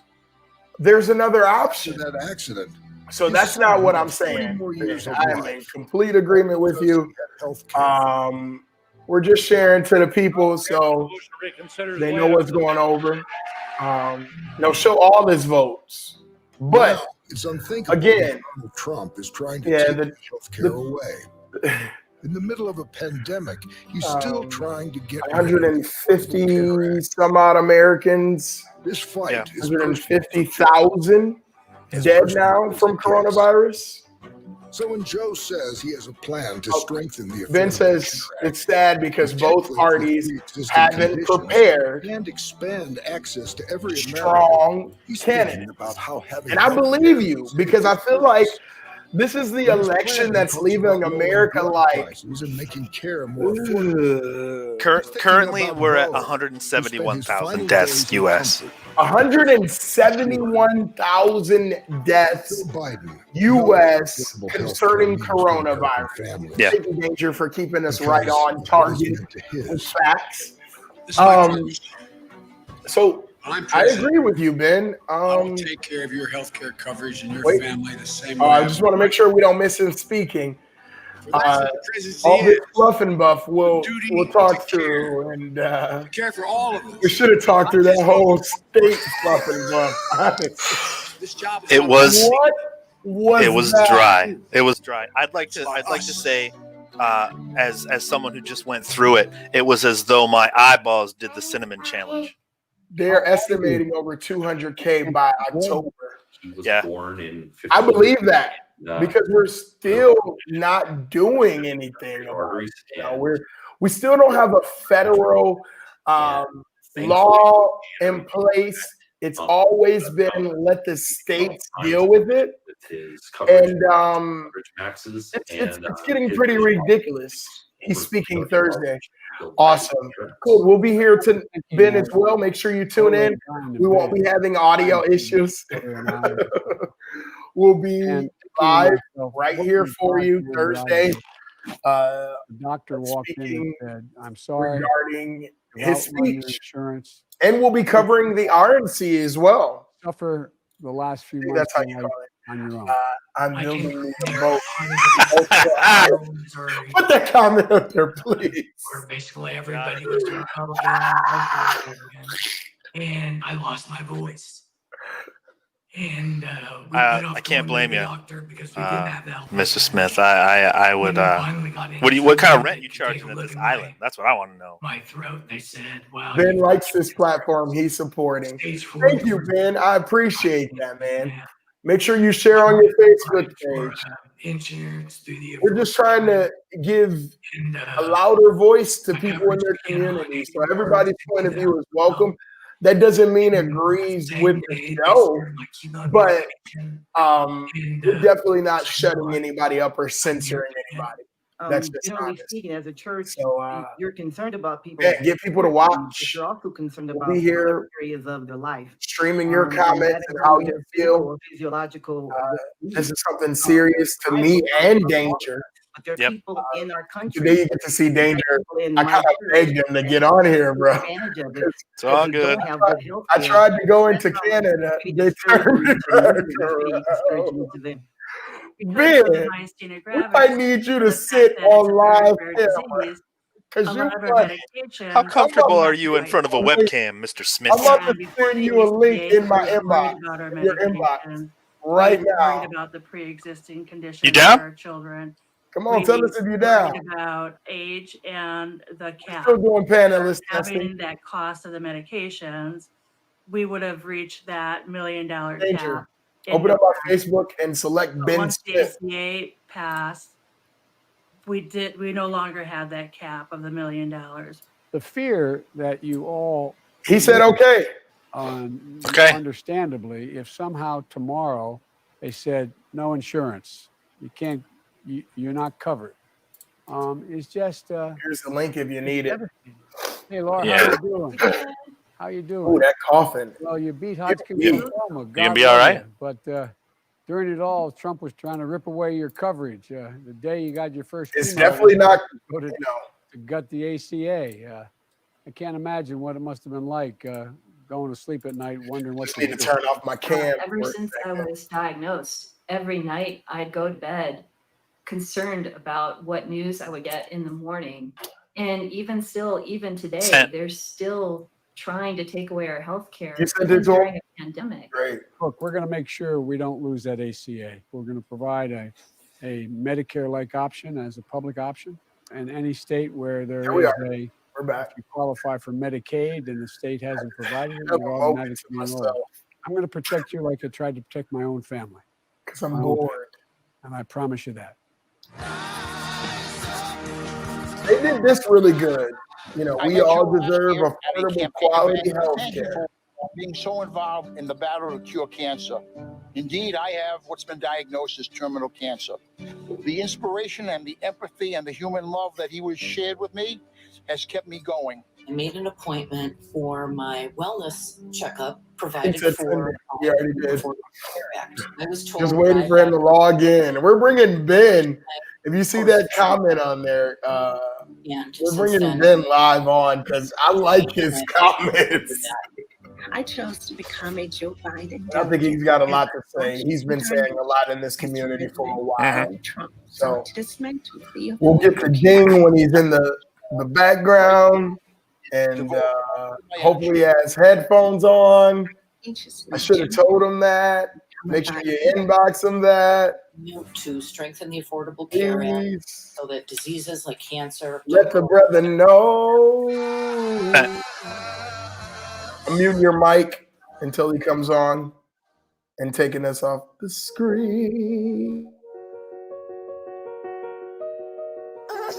Hey Carl, it's me, Dad. By the time you're watching this, you will have grown up to be strong and courageous, but I don't know how much longer I'll be around for you. I was diagnosed with ALS today, which is a deadly, debilitating disease. After I was diagnosed, the president passed a tax bill that put my health care at risk. So I went to Washington, D.C. My next guest made headlines when he confronted a Republican senator on an airplane. You can be an American hero. I wanted to help create a better country for you to live in. Democracy is beautiful. Democracy is beautiful. Danger, I have you unmuted. All right. I have Ben here. Yep. Ben What's needs to up, unmute fellas? himself. Hey. Y'all. Let's take away are that funny. comment so we can see. We're trying. Hello, America. My name is Audie Barkin, and I am speaking to you through this computer voice because I have been paralyzed by a mysterious illness called ALS. Like so many of you, Remove me I from have the camera, experienced the please. ways our healthcare system is fundamentally broken. Enormous costs, denied claims, dehumanizing treatment when we are most in need. Since my shocking diagnosis, I have traveled the country meeting countless patients like me, demanding more of our representatives and our democracy. Today, we are witnessing the tragic consequences of our failing healthcare system. In the midst of a pandemic, nearly 100 million Americans do not have sufficient health insurance. And even good insurance does not cover essential needs like long-term care. Our loved ones are dying in unsafe nursing homes, our nurses are overwhelmed and unprotected, and our essential workers are treated as dispensable. For real. We live in the richest country in history, and yet we do not guarantee this most basic human right. Everyone living in America should get the health care they need, regardless of their employment status or ability to pay. Even during this terrible crisis, Donald Trump and Republican politicians are trying to take away millions of people's health I don't know how he insurance. just said Donald Trump with so much malice, but he Existential threat did. of another 4 years of Right. this president. We all have a profound obligation to act. Nope. Not only to He, but to he make sure said it with so much angry disdain. Angry. And I don't we even must know, elect Joe like Biden. that. How? Each of us must be a hero Dude, for our ALS is no communities. joke. That stuff for is our country, crazy. And then I know. And for him to be bold enough together and put on his desk a and bill be that on this platform we speaking deserve. about Text vote to anything concerning 3330 ALS to learn how to or vote safely. concerning the election Depend on is it. huge. Right. And we're thankful for that. Politics and elections. But Ben, can we just say that this is boring though? That one person. Yeah, has it the is. power It to is. change. Okay. All right. This is not exactly energizing anyone. They got her for a host, and her voice is just irritating. I've discovered that when I get informed and participate, my sure gets smaller. Voting is a big part of that. All I So can say is, knowing the Lord change help you us these want, next 4 vote years. for the leaders you think will make Look, it. listen, And if you're help us do what? And Get out of this Stay mess. alive. Stay alive. JoeBiden.com. I'm thinking about taking the prime minister from South Africa's Build back better. what she Here- say? And We once welcome you demonstrate back our home. security and standing in the world. And she looked like she done had a few drinks or something because she can't stay steady. Do me a favor, Ben, just for editing. Turn your camera to the wide angle view portrait, please. Thank you. God bless you. Yes, thank you. For 6 years. I took an oath to support We're gonna have to have Ben back. the Constitution I like of the it. United States of Man. America. You know, Can you come back tomorrow? Public service. yeah, you know the funny thing about the understand election season, sacrifice. nobody is really building a good campaign. Right now, People think campaigning is basically downing everybody and finding stuff they done 20, 30 years ago, but nobody's really presenting a good campaign for I know that Joe you Biden to want to go vote. at his core Facts. is going to lead We us watch a tour around the country more important for of me people still casting votes for Bernie Sanders. Yep. If that is not confusing, I don't know what it is. So thanks, Joe. Oh, No. we lost him. Right, There he is. right. There he is. No, I There had a he is. call to come in. Oh, Oh, okay. Yeah, you Bernie better tell himself them had you to shooting stand live there. TV. Bernie himself had to stand there in the background while some other dude from Vermont said Joe Biden's name Hi, with I'm a mask John on. Like, Kerry. For the 8 years Oh, of the wait, we gotta Obama listen to him. administration, we led by example. We can eliminated still be heard, guys, just so you know, but I'm gonna put it on solo view. 68-nation coalition to destroy ISIS. We ain't heard from John Forged Kerry in so 195 long. nation My agreement to God. attack climate change. I didn't even know he was still living. I thought he was in a nursing home somewhere by now. A growing economy and a more peaceful world. I wasn't going to say it. Everything else he I wasn't going to inherited, say it. He bankrupted. When this president Man. goes overseas, it isn't a goodwill mission, it's a blooper reel. He breaks up with our allies. like Your others. one-liners. America Zing. deserves a president who is looked up to, not laughed at. Donald Trump pretends Russia didn't attack our listen. elections. And now he does nothing about Russia putting a bounty on our troops. So he won't defend our country. He doesn't know how to defend our troops. The Is only it person me or does it seem like everybody reading a teleprompter? They are. It's This is the bottom line. nothing is coming from Our them. interests. Ain't got no our teleprompters ideals, here. And our brave men and This women is all real TV, but they afford are 4 years definitely of reading a Trump. teleprompter. Our Can you troops please out of harm's hide? way by hiding in the White House bunker. They need a president who will stand up for them, and President Biden will. He's not president yet, though. You can't say that. From the fight to break the apartheid to the struggle to wake up the world. I mean, there's not a lot of choices out there, but Joe understands that. Ben, I mean, are you Well, on? I'm voting for Kanye West. Challenge of building. Ben, we are not about to allow you to say that on this platform. That was not heard. Where's my bleep button? Ben said he voted for Kanye West. Where is my bleep button? Values don't limit our power. I don't know. Y'all hear that? So I remember when everybody was promoting, sharing that status that he's running for president. I'm like, he haven't even filed the paperwork. So what is y'all sharing? We used to talk about American exception. I was trying to figure that out too.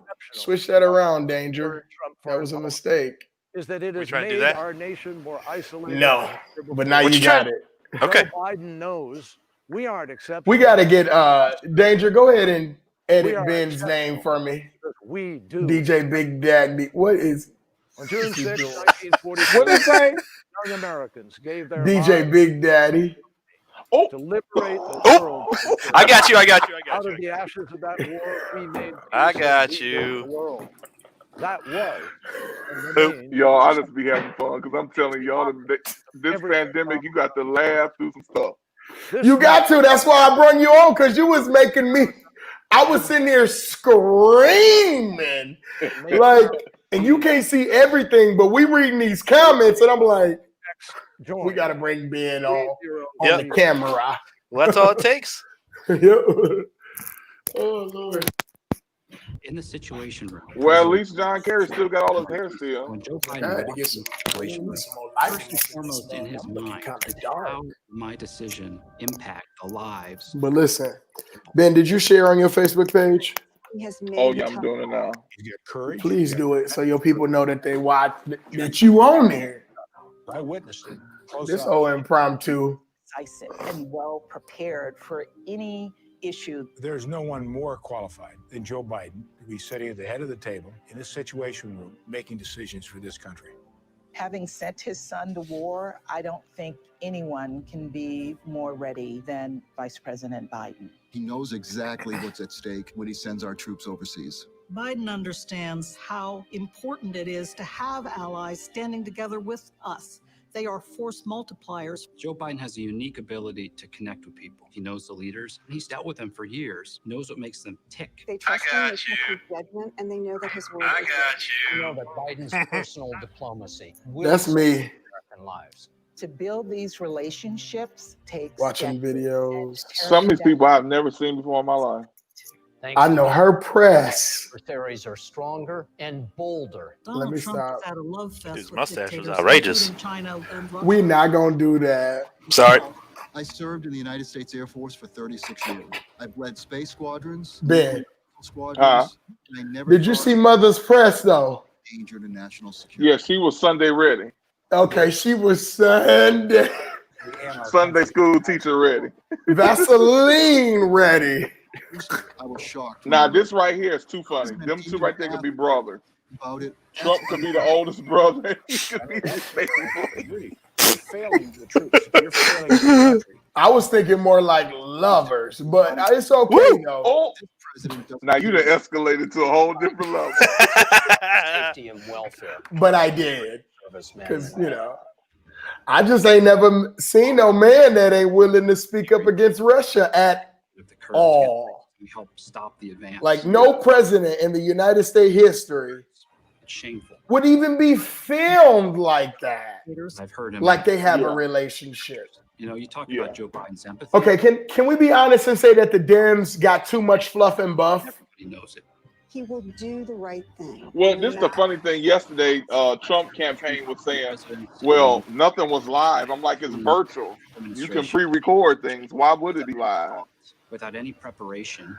I'm not asking it to be live, but I definitely don't feel like I'm connecting. And I'll be honest and say that I'm a Democrat. You know, I voted Democrat the last America, you want Joe Biden. several elections I was able to vote in since 2008. 100 years. But it wasn't necessarily concerning. Like, I just knew.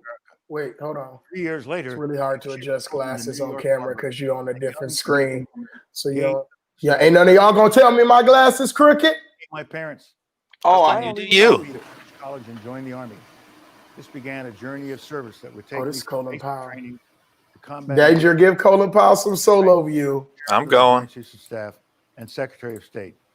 The values I learned growing up in the South Bronx, All right. serving in uniform, were the same values that Joe Biden's parents instilled in him. I think didn't know he Colin was Powell still still got a alive. few side girlfriends because he still look young. Presidency of the Yes, United he do. But I didn't know he was alive. States, and we You need know to what? You done killed everybody. the White House.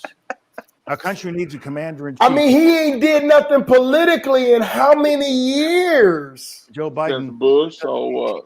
And we was like all surprised that he was Bush's on Bush's administration. Love son. But baby, I would do anything for a George Bush right now.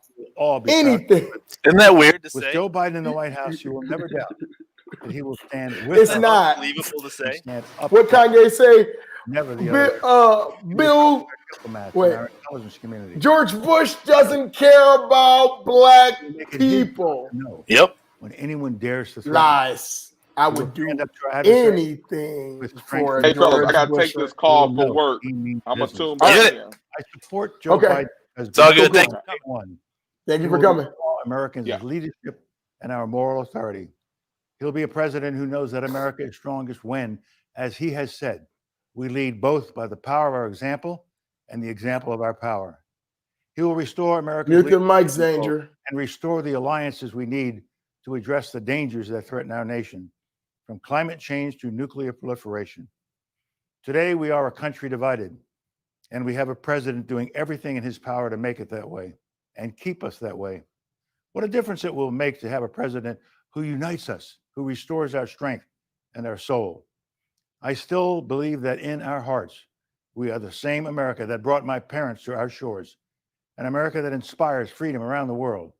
That's the America Joe Biden will lead as our next president. Thank you very much. It was a friendship that shouldn't have worked. John, a former Navy pilot just released from a North Vietnamese prison. Joe, a young senator from Delaware. Legislative assistance. But in the 1960s, I'm sorry. Can y'all tell me why I'm voting for him? for a trip overseas. I was the Navy's Senate liaison and used to carry your bags on overseas trips. Danger, send the link to Jeff Bull. He was supposed to carry my bags, damn it, but he never carried my bags. John and Joe traveled thousands of miles together. The families got to know each other, gathering for picnics in the Biden's backyard. They would just sit and joke. It was like a comedy show sometimes to watch the two of them. But when John was elected to the Senate as I a seen it. Thank you. Republican from Arizona, they found themselves on opposing sides. Oh. We are streaming live the DNC Maybe going out right now, and we're going to bring on Jeff Bull in a minute here to comment Maybe having on what's going on tonight. This is our first time doing anything national as far as news is concerned, but we are here and we are excited about doing it. And we're going to cover the RNC as well. So as soon as Jeff's here, I'll bring him on screen. It's good for the country. It's okay to mute now. It takes trust to get things done in a divided government. And I think with Joe Biden, his colleagues knew that your points were equally valid to him. Even if a deal seemed out of reach, it was always Joe who tried to cross the aisle. He was like a natural for that. He just had an ability to find the common ground, but never give up your principles. For 3 decades, Joe was able to move his colleagues and find a way forward. On violence against women, banning chemical weapons, assault weapons, and controlling nuclear arms. Was a style of legislating and leadership that you don't find much anymore.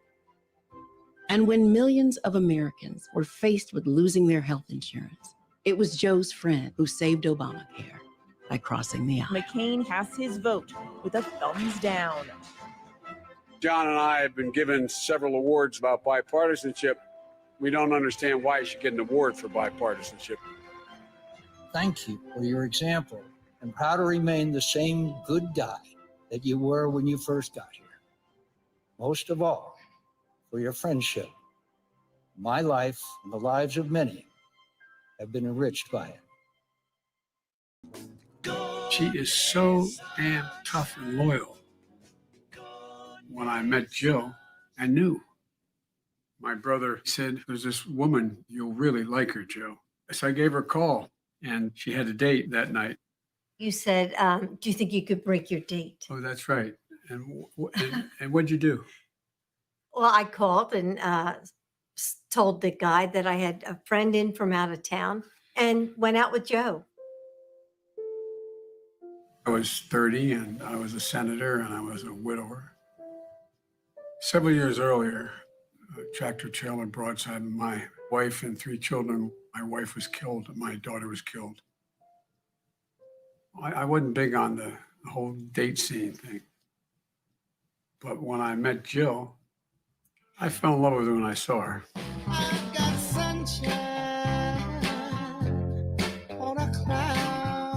He said, I'd really like to see you again. So he's looking at his calendar and he's, oh, Thursday. No, I'm really busy. No, I'm busy Friday. How about tomorrow? And I thought, buddy, you just blew your cover. She's owned me since then. The boys fell in love with Jill. Danger, can we agree that And they came running in and Bowen Hunt said, Dad, I am not interested in hearing this? swear to God. Is that wrong? Well, It wasn't just my heart that was on the line. it's And I loved not the boys riveting. so much. I had to be sure that it had to be forever. The thing that he did with the I'm date gonna book, ask that you was one more time. When you marry me? She goes like this. Okay.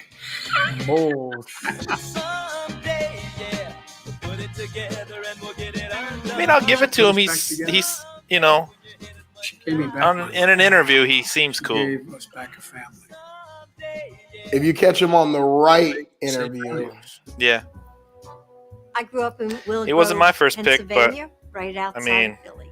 it's not really a choice My mom was anymore. English, Scottish, and my dad was I mean, I obviously think we all. noodles that would hang, and she'd be drying her noodles. They're a very close family. She's the eldest of 5 girls. She's kind of like the godmother of all of us. I think we've all seen the feistiness in her. There was a bully in my school. She marched up the street and knocked on his door. And I punched him right in the face. My father fought in World War II. He was a signalman in the Navy, and he was very patriotic. Wow. He would take us to watch the Blue Angels, and he was so proud. We My bunny run over the ocean. hear her so well. My bunny run over the sea. That Is had that what they call it? Bonnie? I went to college at the University. Whatever that song. Yeah, I think it's My Bonnie. bunny run over the ocean. I think it's Bonnie. When I married Joe, I took off time to establish myself as the boys' mom. We don't use the term stepmother. Bowen Hunt said, no, we have a mom and a mommy. Our mommy died. This is our mom. And then along came Ashley. And Our family was complete. yep. When I was growing up, Mom was fun. The headbutting started when I was a teenager.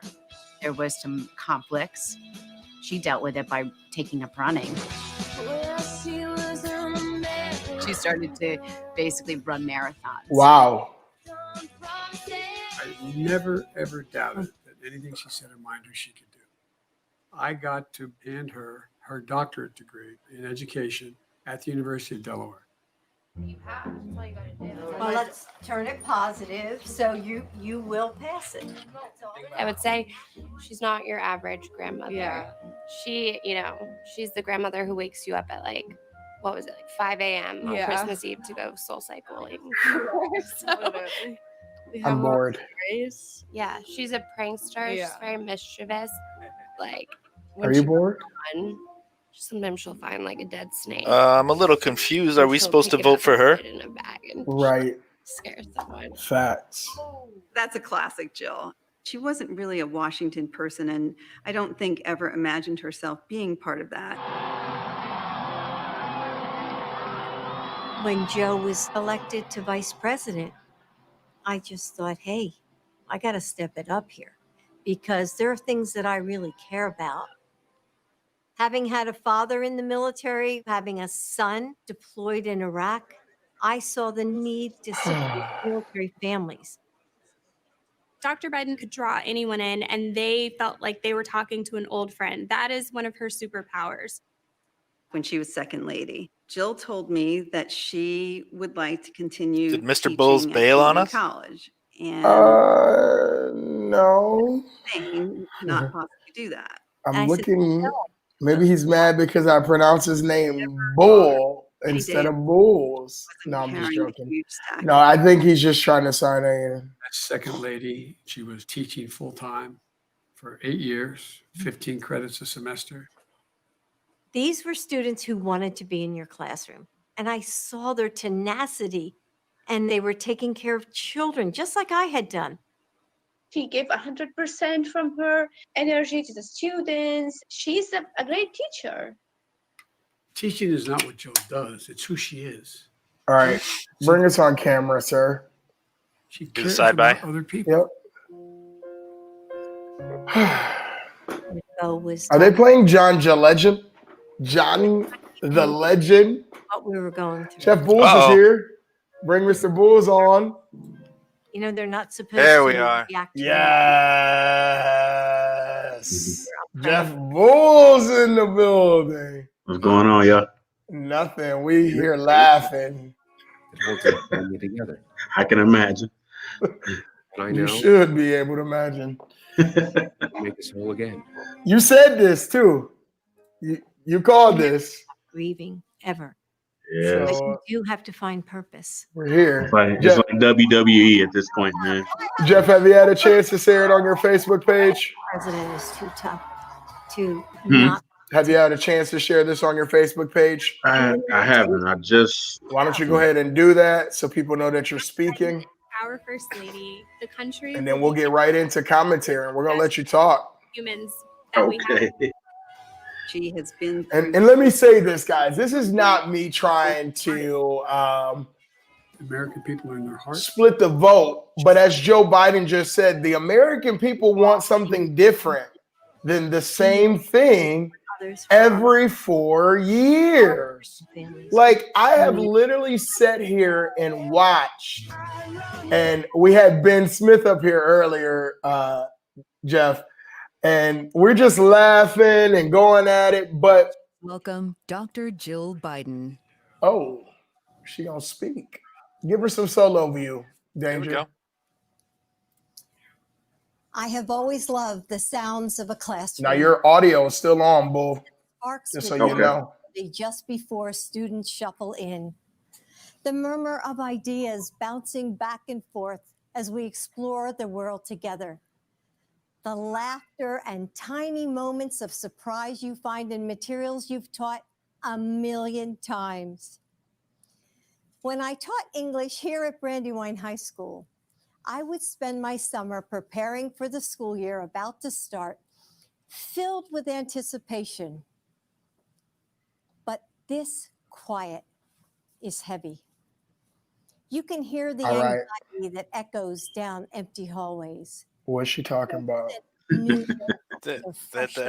There's no one in class because of COVID. Oh, okay. I just missed it. I was looking at Jeff Bush sharing. I'm just baffled, man. The front frustration of parents juggling work while Just they just bring us on camera. Yeah, Yeah. let's talk it out.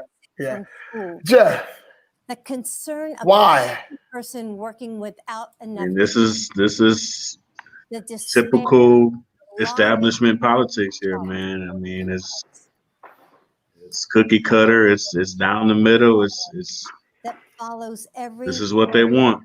breath. It just doesn't make sense. Not at all.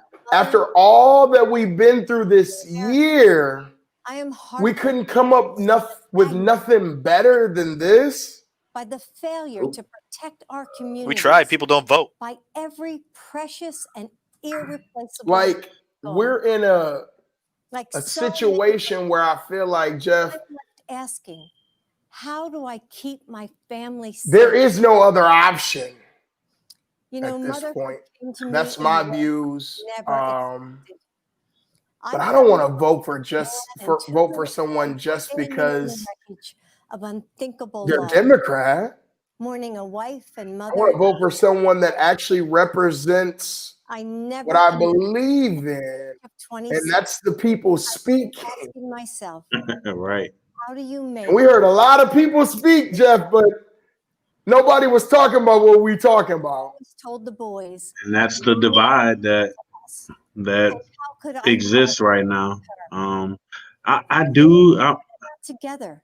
One bright spot, I guess you could say, in who they put up there. I've always liked John Kasich. Birthdays, weddings, Even though I don't agree with the, didn't even know we're shaping our a lives. lot of what he stands for, Piled on the just politically, but dinners and just his demeanor. He comes off as a leader. He comes off as presidential. that would You know what I mean? And I've always appreciated that about him. Politics aside. while I studied for Right. grad school or Okay. graded papers under the pale Politics yellow, aside, the dinner dishes John waiting Kasich. in the sink. I mean, if I had anybody that spoke Love to holds the family me together. tonight, Makes us flexible and resilient. it's got to be AOC. to become than ourselves. And they only give her like a minute. They gave her Protect 5 seconds. refuge. We could say it's a minute because it really was, but it was like they ain't want her to talk at all. No, she came But out, what- said Bernie Sanders, and then they booted her out. Boom. But what I'm saying is And with is small that kindness. we, as a Democratic Party, we got to learn how to unite. This girl got something to say. Let's not disenfranchise her to put up somebody talking in an empty classroom. So many of you are doing Right. right now. Well, I mean, that's what they want to do. That's the DNC wants to continue down that moderate road, that neoliberal corporate irreconcilable. establishment road. That's And seeing the AOCs of the world, we're coming they're on the together. other side of that. They're to the left of that. We're So it's finding an internal battle. in the moments we And might once that's take- why, for me, we're seeing my our precious opinion is that clarities the in- progressive wing of the party we have shown that the shouldn't heart support this. still Shouldn't beats support it. kindness. And you catch flack saying that because of course people are like, you gotta get Trump out, gotta get Trump out. Fighting for now. And it's like, okay, but Is this you a get better Trump out option? and then what? Is You it, get is Trump this a out and better then option? what? if I would ever And I think that's even on the show was summer, Friday. no warmth. This is our first ever coverage of anything like Days after national of this magnitude. Joe Shea But put on his suit, I asked you, I said, well, what's the other option? himself in And the mirror, reality of it is, take a breath this is the other option that you have besides Trump. into a world and And if we don't get he went back to work. something better from them, we're going to have a Trump candidacy, a Trump president anyways. Did it. Which is Put one foot in front what of people would say but I've the always worst understood thing ever. for the daughter But who convinces Jeff, her I'm from Saginaw, and I know the hood of Saginaw. So the hood of Saginaw doesn't scare me, doesn't frighten me. And I'm never going to sit here and say that I'm in support of Donald Trump. But what I will say is knowing the hood of Donald Trump boy whose mom is and not knowing the hood of Biden might scare me a little bit. Talking about 1994, wants for his is to be with y'all him. started off tonight with Bill Clinton, Joe gives his personal phone which, as a black man in America, Bill Clinton is not my hero. hours after Not at all.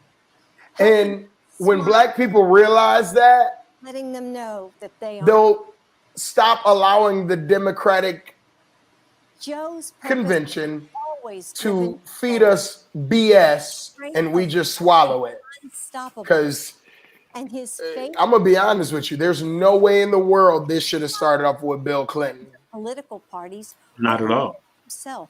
But this problem started way back His in the very beginning when you had all the candidates and you started to see, when you and I'm not a big Yang guy, but I liked him on the stage because he provided a contract. Closely. You can hear And he had a very progressive agenda, and the youth liked his agenda, so that's where everything started for me. And that's where I kind of started to see the chips kind of move around on the board. leadership. And I was like, the way this is setting up and the way they're plucking off the progressive candidates, the Castros of the world, This pandemic, I was like, this is headed towards a Biden nomination.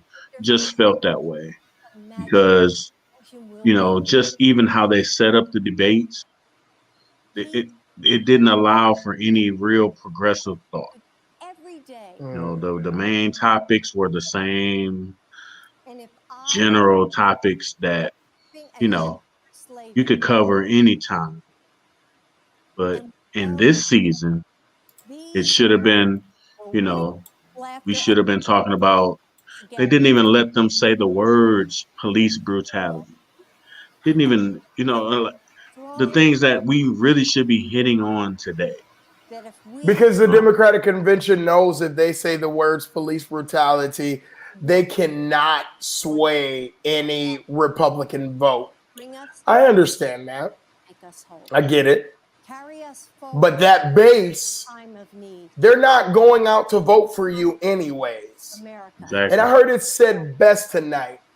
The Dems never rally their base.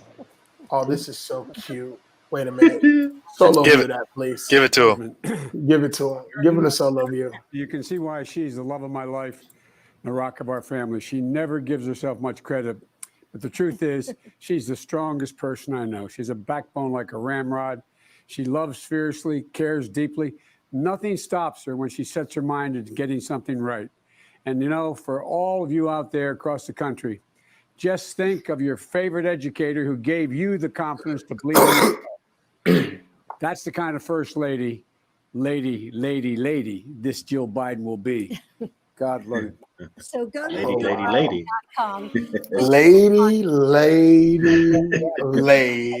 Lady. Your new name is Joe Taylor.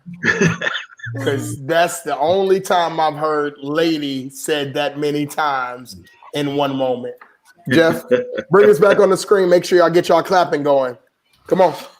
Clap. Come on. You got to clap. We're included. We're included. We're not disenfranchised. Give them the poetry clap. Oh, I like it. Where's my bongos at? Oh, That's my girl right there. Oh man. I love her, but it's a blunder though.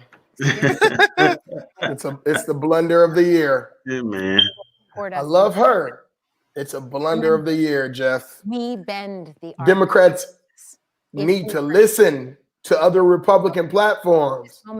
They literally just said that Democrats always bring in celebrities. Yep. Here we are bringing in a celebrity. We couldn't get Michelle Obama to host this Hear from Senator For Elizabeth real? Warren from her and home. Barack Obama. Do you know how many views they would have got? Eilish and Jennifer Hudson.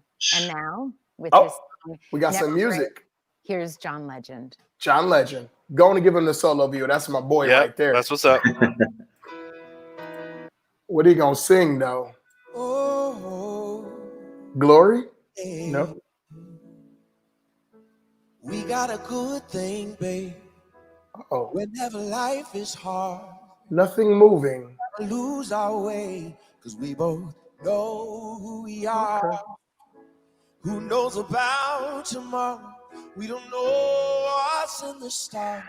I just know I'll always follow the light in your heart. So I'm not worried about us. Bring us back on camera, Danger. We know how the story ends. We will never break. We will never break. Build on a foundation. Now, I love this John Legend album. I ain't even gonna lie to you. But I would have loved to hear Glory in this moment. And the mountains shake. Our love will remain. We will never. Oh, no, never. I know the whole album. I would have just liked to hear Glory, something moving, something that makes us know that the last 3 months of protesting has not been in vain and that the Democratic Convention hears what we're saying. I'm sorry, but like, even for John, this is beneath him. Right. Because this is not a time to publicize his music unless it's about the movement. They don't really take the movement serious, man. I mean, this is why you're getting celebrities and, you know, performative gestures, symbolic gestures. It's not, there's no substance. Wow. So do you think we'll ever have a change? I hope so. But I think, are we willing to do that? And the only way you do that within the DNC is an insurrection. The progressive wing of the party has to break off, and they have to reject what they're putting in front of them. And, you know, a Trump second term shouldn't scare you, in my opinion. It just shouldn't. You know, what scares me more than a second Trump term is perpetual playing it down the middle, you know, playing footsie with corporations and big donors. You know, that's more scary to me than anything that Trump can do. Because really, ultimately, you know, Trump has been an embarrassment. All about But policy-wise, he hasn't been really that bad. Not the way that he's being portrayed. And that's not me taking up for him, but it's mostly to say that he's just a big dummy, really. A big dummy that's for corporations, though. How is a vote for Trump not a vote directly for corporate law? Biden's pretty much the same.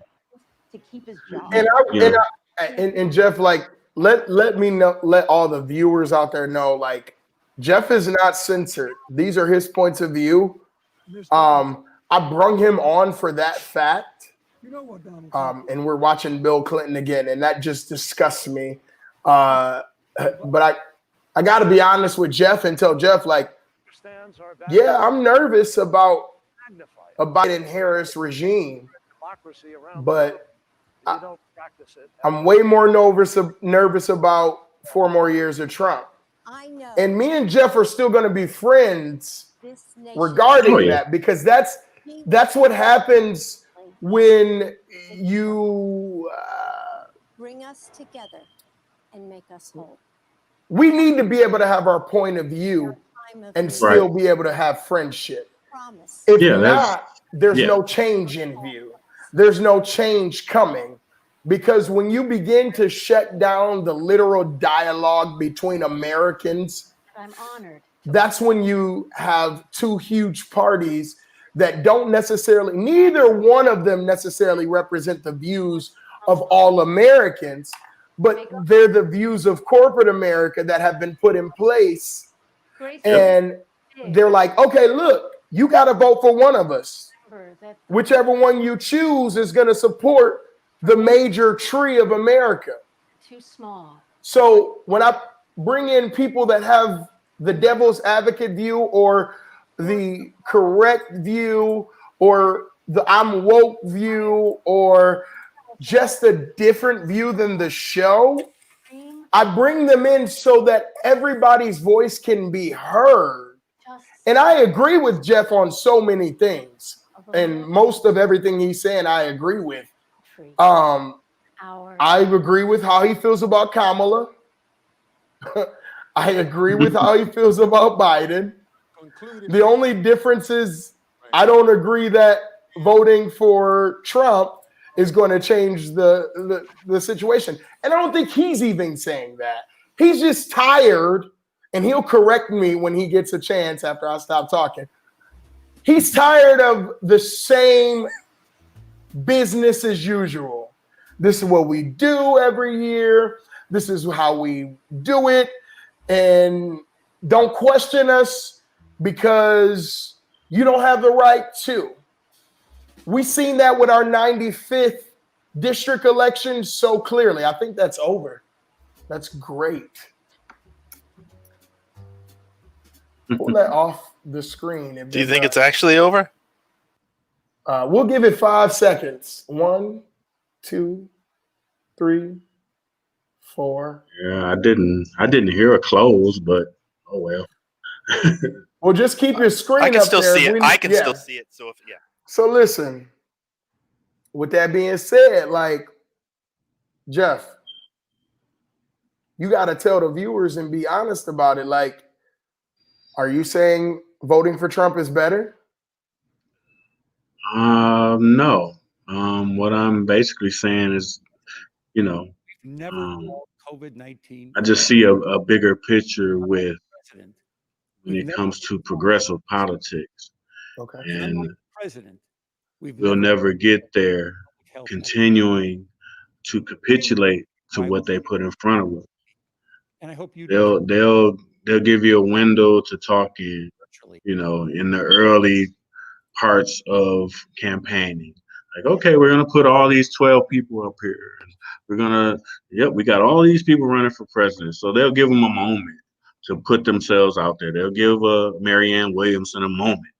They'll give, and it's lip service. And then they'll just start cutting them off. It's like, okay, Marianne, you had your moment. You don't have enough money. You're out of here. And they go down the line. And when it comes down to it, you're going to have your typical, you're going to have your last couple standing that have the most money, that have the most endorsements from corporations. That shouldn't be, in my opinion, a party of the people. But you can't talk about Republicans capitulating to corporations when you do it too. You can't talk about corporations when you're talking about an AIPAC that's the Israel lobby, and both of you kiss their ass. Excuse my language. I think he said damn, so I think we're totally fine. DNC said damn. You have a lot of, me personally, that's why I'm independent, and I call them, two wings on the same greedy bird, because a lot of what they do is pretty much the same. And that's why I say, outside of Trump being an idiot and Trump, not having a filter, and Trump telling all the secrets, the inside secrets of the top 2%, it's really not much different. You have Biden that told his donors that basically nothing was going to change if he wins. You just had an article that came out about Wall Street they had a sigh of relief when he picked Kamala. What does that tell you? That doesn't scream progressiveness. they're basically saying, hey, she might throw some policies at us, and she'll be hard on us for a minute. They don't believe that. That's public. That's a way to pat her on the back in public, but behind closed doors, they are cheering because they know it's business as usual. Business as usual. That's the word of the night. Business as usual. Danger, do me a favor. Bring this young lady back up just so we can continue to keep the stream as accurate as possible. Okay, I'm not sure if they are repeating this because it began the same way that it began before, but we can take a look. Sexual orientation, gender identity. I think this is the first person that spoke. Or physical disability have a role in this important Yeah, we had a bunch process. of difficulty in the beginning, so we Mr. missed a lot. Chair, I am pleased to report that the Credentials Committee report was approved by committee members and all delegates have been fully credentialed. Thank you, Lorraine and Jim. We will now hear from the co-chairs of the Rules Committee, Maria Cardona and Congressman Bonnie Frank, to present that committee's report. Buenas noches. My name is Maria Cardona, and I am so honored to serve as co-chair of the Rules and Bylaws Committee of the Democratic National Convention. If I can say along something with my about friend this and here. colleague, Yeah, go ahead. You're live. The Rules Committee met This is another thing that's not really being said about the DNC and the clear shift that they've made. approved the rules And this is who you have to look at the language that they use when they talk about people of color versus black people. many cycles. This is the shift that they've made, Unprecedented nature of the COVID-19 and because they know that the Latino base is the biggest growing base the convention in this country, delegates and for and they're trying to lean towards that. allow for And it's also a way to kind of erase, our claim. also ratified And this is another reason why I feel like there should be an insurrection. To me, black people should show them, look, we're your biggest supporters. We vote for you at a 90% clip every time. And if you feel like Latinos are going to carry this party, well, then we'll show you. and efficiently and That's, to me, that's how this changes. it's important business. Anything else, you're just going along for the ride. Who took action Okay. on a resolution that was I recommended would have to wholeheartedly agree with you on that. resolution called You don't bring up too many disagreements with me. I to improve I agree. the process and to build on reforms I also agree that, like, do y'all remember when, like, ENC the rules House to conduct had their kente cloths on presidential and they had their Symbolism, man. Meaningless symbolism. African culture stuff on, and I was like, it doesn't bother me, but now it bothers me. to report that the resolution was approved Because what you did was due to the delegates, you culture vultured. the members You of know, the you used our culture for political gain. It's the hot sauce in the purse all over again. It's just- successful in November. Facts. Gracias. Two Facts. things of the rules are very important to know. Okay. One, they continue and build on the trend. another crook. Process in the Democratic. We have asked the series rather than caucuses. We have Danger. maintained those restrictions We ain't in charge of this, on man. You can say non-elected what you want. delegates. I know.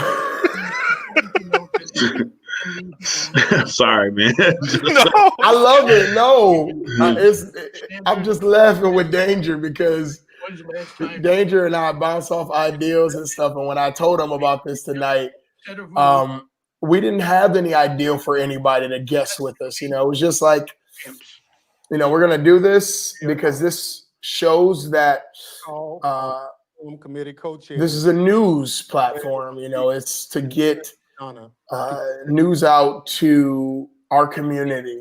So, Chavez Rodriguez. and I wanted commentary, Dennis but I know tomorrow I'm gonna have to ask you to come on through. this year's Democratic Come on, sit in. We'll be starting on time. drafting our Probably a little bit earlier because there's some pre-show that we missed today. Okay. And President Biden. it's good to have this kind of just real open dialogue about what's going on. So, guys, if you hear me slurring, it's because I hear an echo and it's really bothering me in the way I speak. So I apologize for it ahead of time. Okay, it's cool.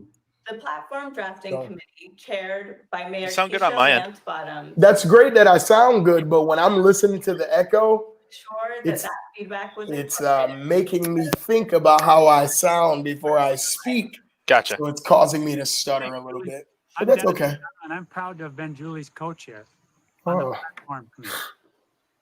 Our committee has produced a platform that proposes solutions to the challenges that American families face at unprecedented time. It's informed by the values of our party and the priorities of our presidential nominee, Vice President Joe Biden.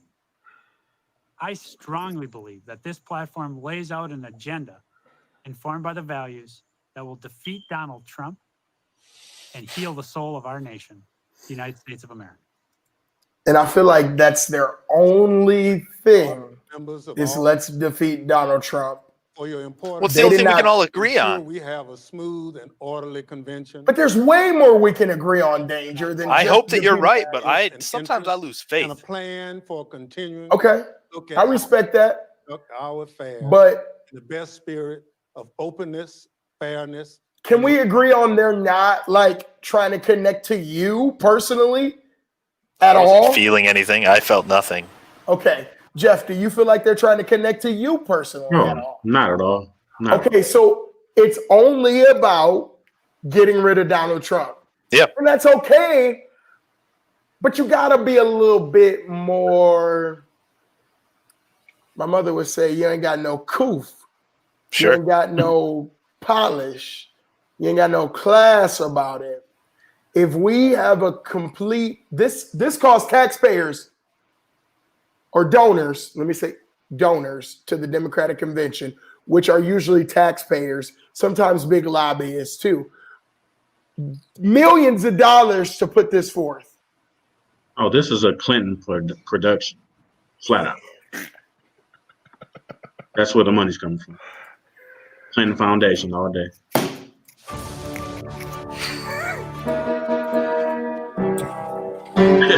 just being honest. You hear me playing the piano? I ain't listening to you right now. I pledge allegiance Oh Lord. and to the republic for which it Of which it stands. one nation. I feel like I'm in Under first God. grade again. All right.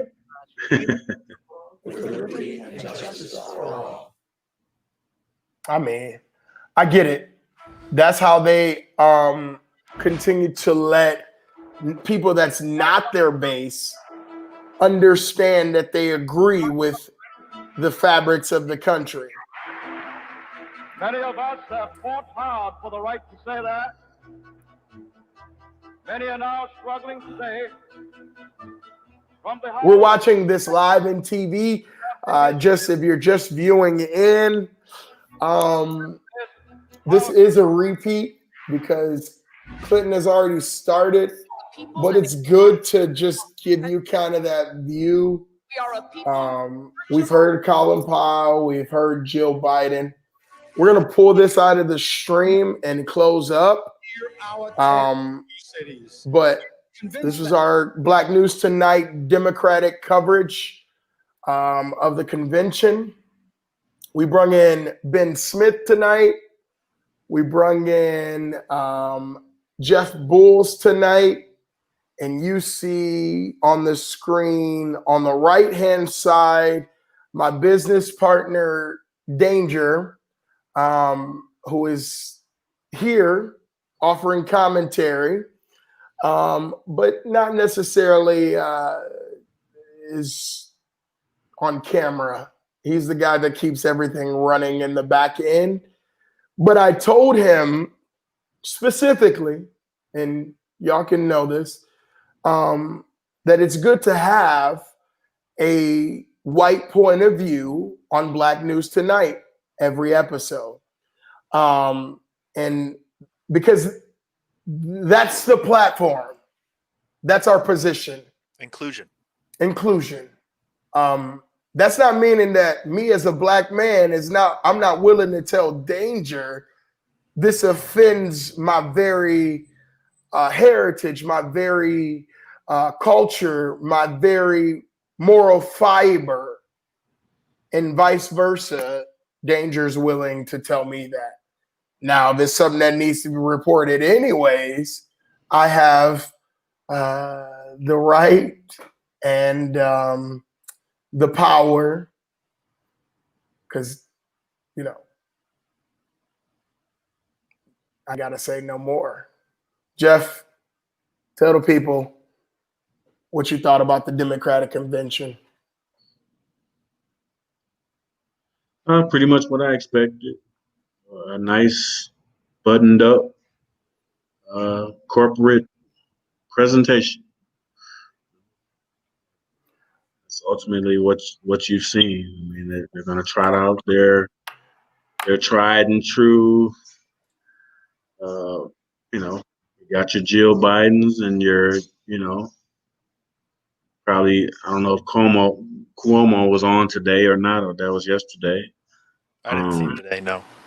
Yeah, I mean, you know, your who's who of your DNC, you know, go-to.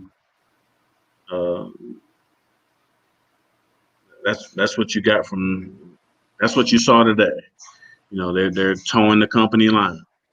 You know, hey, we got to get Donald Trump out. We get him out, then, you know, we can have some conversations.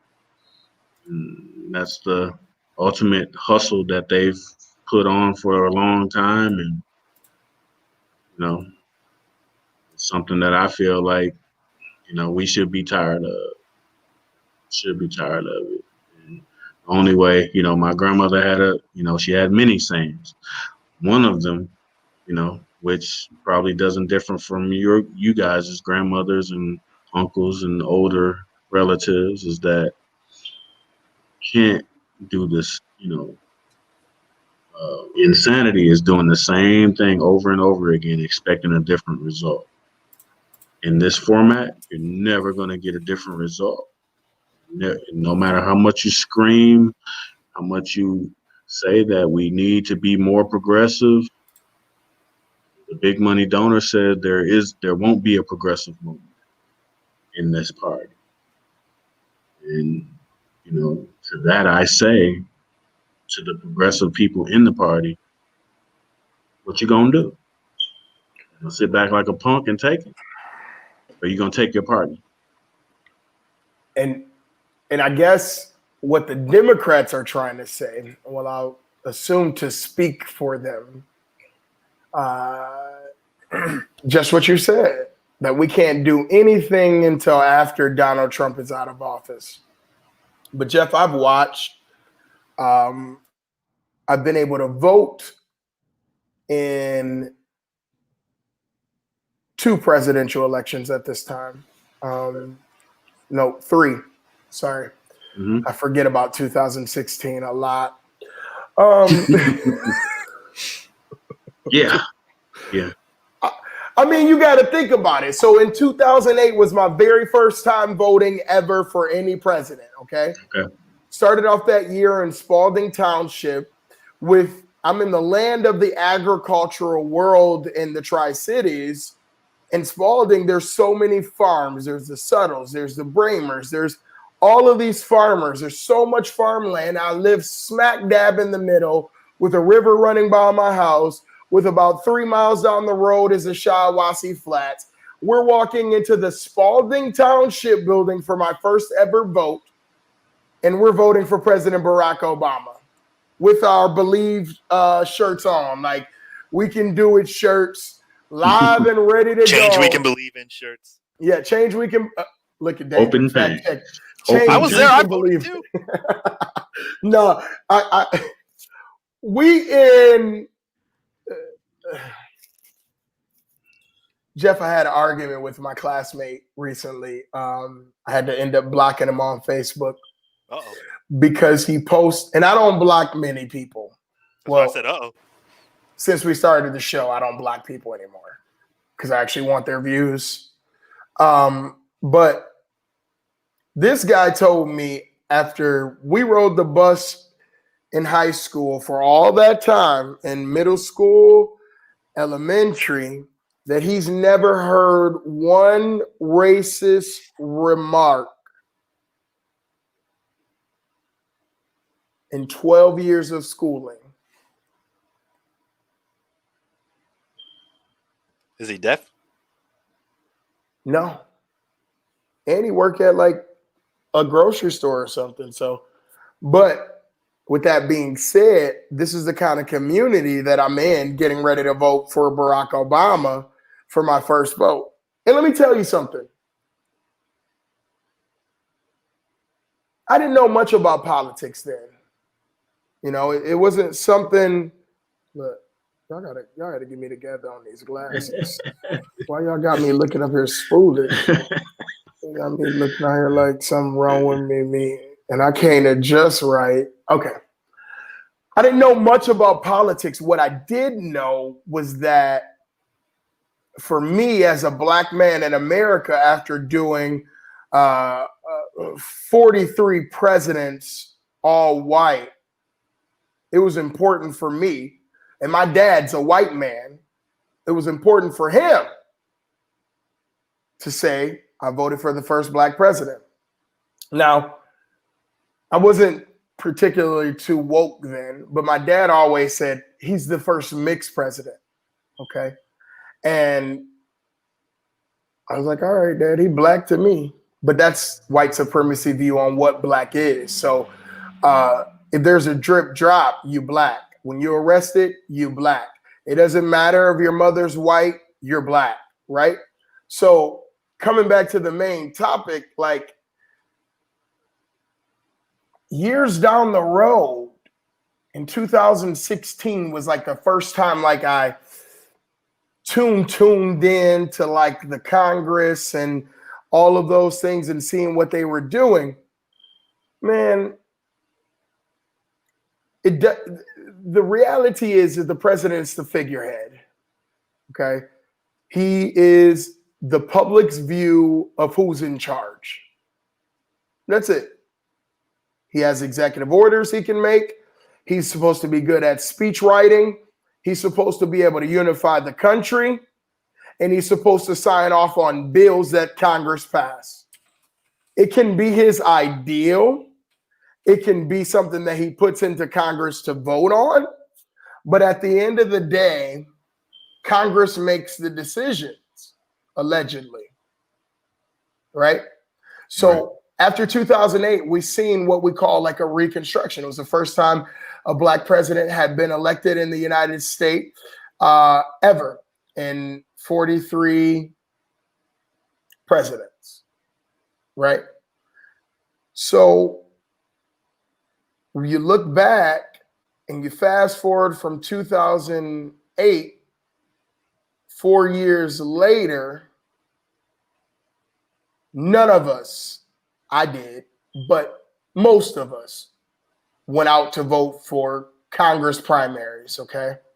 So then we end up with our first black president who was hogtied by a Republican and Republican House and Senate. Fine. You got that in 2010.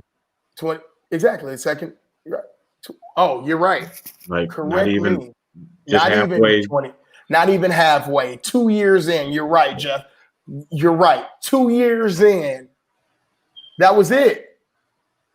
And then you see him on the way out of office. And for the first time ever, we're watching the Congress block a Supreme Court nomination, saying that he's not allowed to do that in his last year there.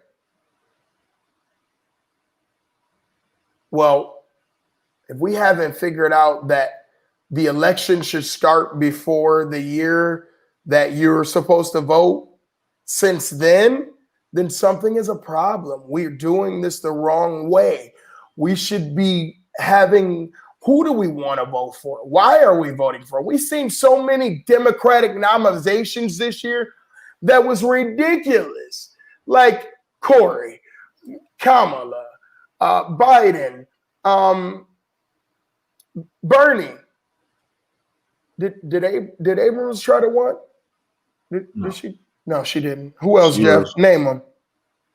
Of course, Kamala, Castro, Williamson, Beto. Yang, Beto. Beto O'Rourke. Yeah. I think that covers it. Too many.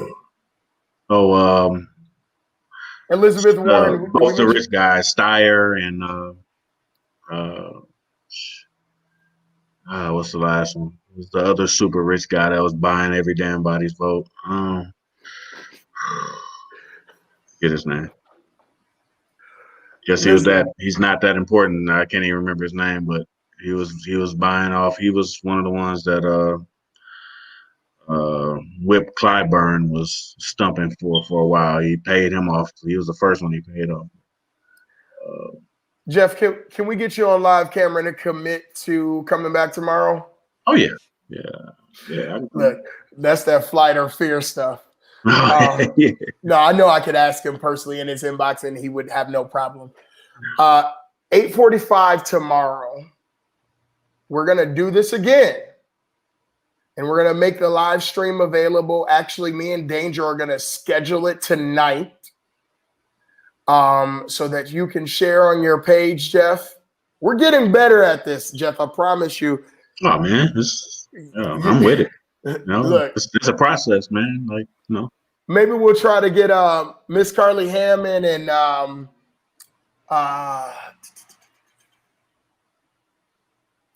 our friend to the show, Kevin Gregory, to come on and talk. Make it happen. We're gonna make it happen. But we for sure got Jeff Bull, and that's exciting to me because first of all, I respect your views, man. And that doesn't mean that I'm always gonna agree with them, but that doesn't matter. No, it doesn't. If we don't sit down and have dialogue like this, we're gonna be here 20 years from now. I keep telling people this. Amen corner isn't good for anybody. It's not. Can you say that again for the people in the back? Amen corner. It's not good for anybody. So just because somebody is amening you, that doesn't mean that they have the view of change. Right. Because you could get an amen from anybody. Yeah, I'm noticing. Kevin's my guy, man. Kevin's my guy, and we disagree on some things, man. And it doesn't, in the political realm, in the political circles, it's just iron sharpening iron. It's you can't take it personal. I mean, I feel like, Jeff, you should be able to tell me your point of view. And if you really believe in it, you should be able to give me that in black and white enough to at least make me think at the end of the day, maybe I should reconsider this. Maybe I should think about it differently. Maybe I should do some more research. Maybe there is something better that Jeff is talking about, or Ben is talking about, or Kevin is talking about, or Carly's talking about.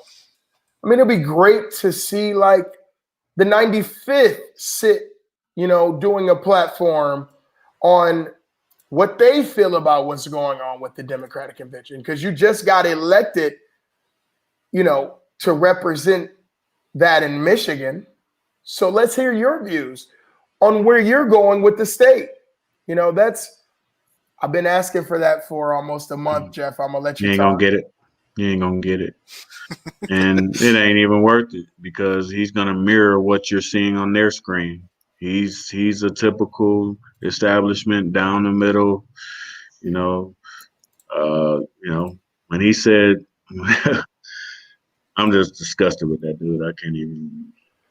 Listen, he said Neil should have put his hands behind his back. I was already done, but I was just done, like well done. And I totally agree. And I want to make sure I err on the side of caution. When I did hear that, and we've actually never spoke about this on the show, period. Okay. But we're going to talk about it tomorrow because Tomorrow, what time? I've been 8:45. I'm just putting it in right now. 8:45, I believe, starts, but let's start at 8 o'clock, guys, if we can. And Jeff, if you have to tune in later, that's fine. I can jump on at 8. Okay, you can jump on at 8. Great. So that way we can play some recaps from yesterday and then just trying to, get some things out the way first. So 8 o'clock is good. My kids may be in the stream at 8, but it's okay. That's fine. All right. So it adds to the ambiance. Yeah, my kid's gonna be breaking cameras. Hush, please. No, but 8 o'clock tomorrow we'll start. Already got a graphic up. Share that It's on your scheduled page. right now. And excuse me, did you add the graphic to it? Yeah. Well, I just got a notification that the show is scheduled. Did you do it? Why don't you? I'm sharing it right now. Is that what you want? Is that what you want? Hey, thanks. It's cool. And you see why I have danger involved in this. So you can do your thing. This dude, Jeff, gives me so much help that nobody will be willing to talk about in real life. If it's just me being stupid and I can't figure it out, like today, I couldn't get the stream to air live with audio. And I said, Danger, just figure out how to play the video. And I came back to StreamYard.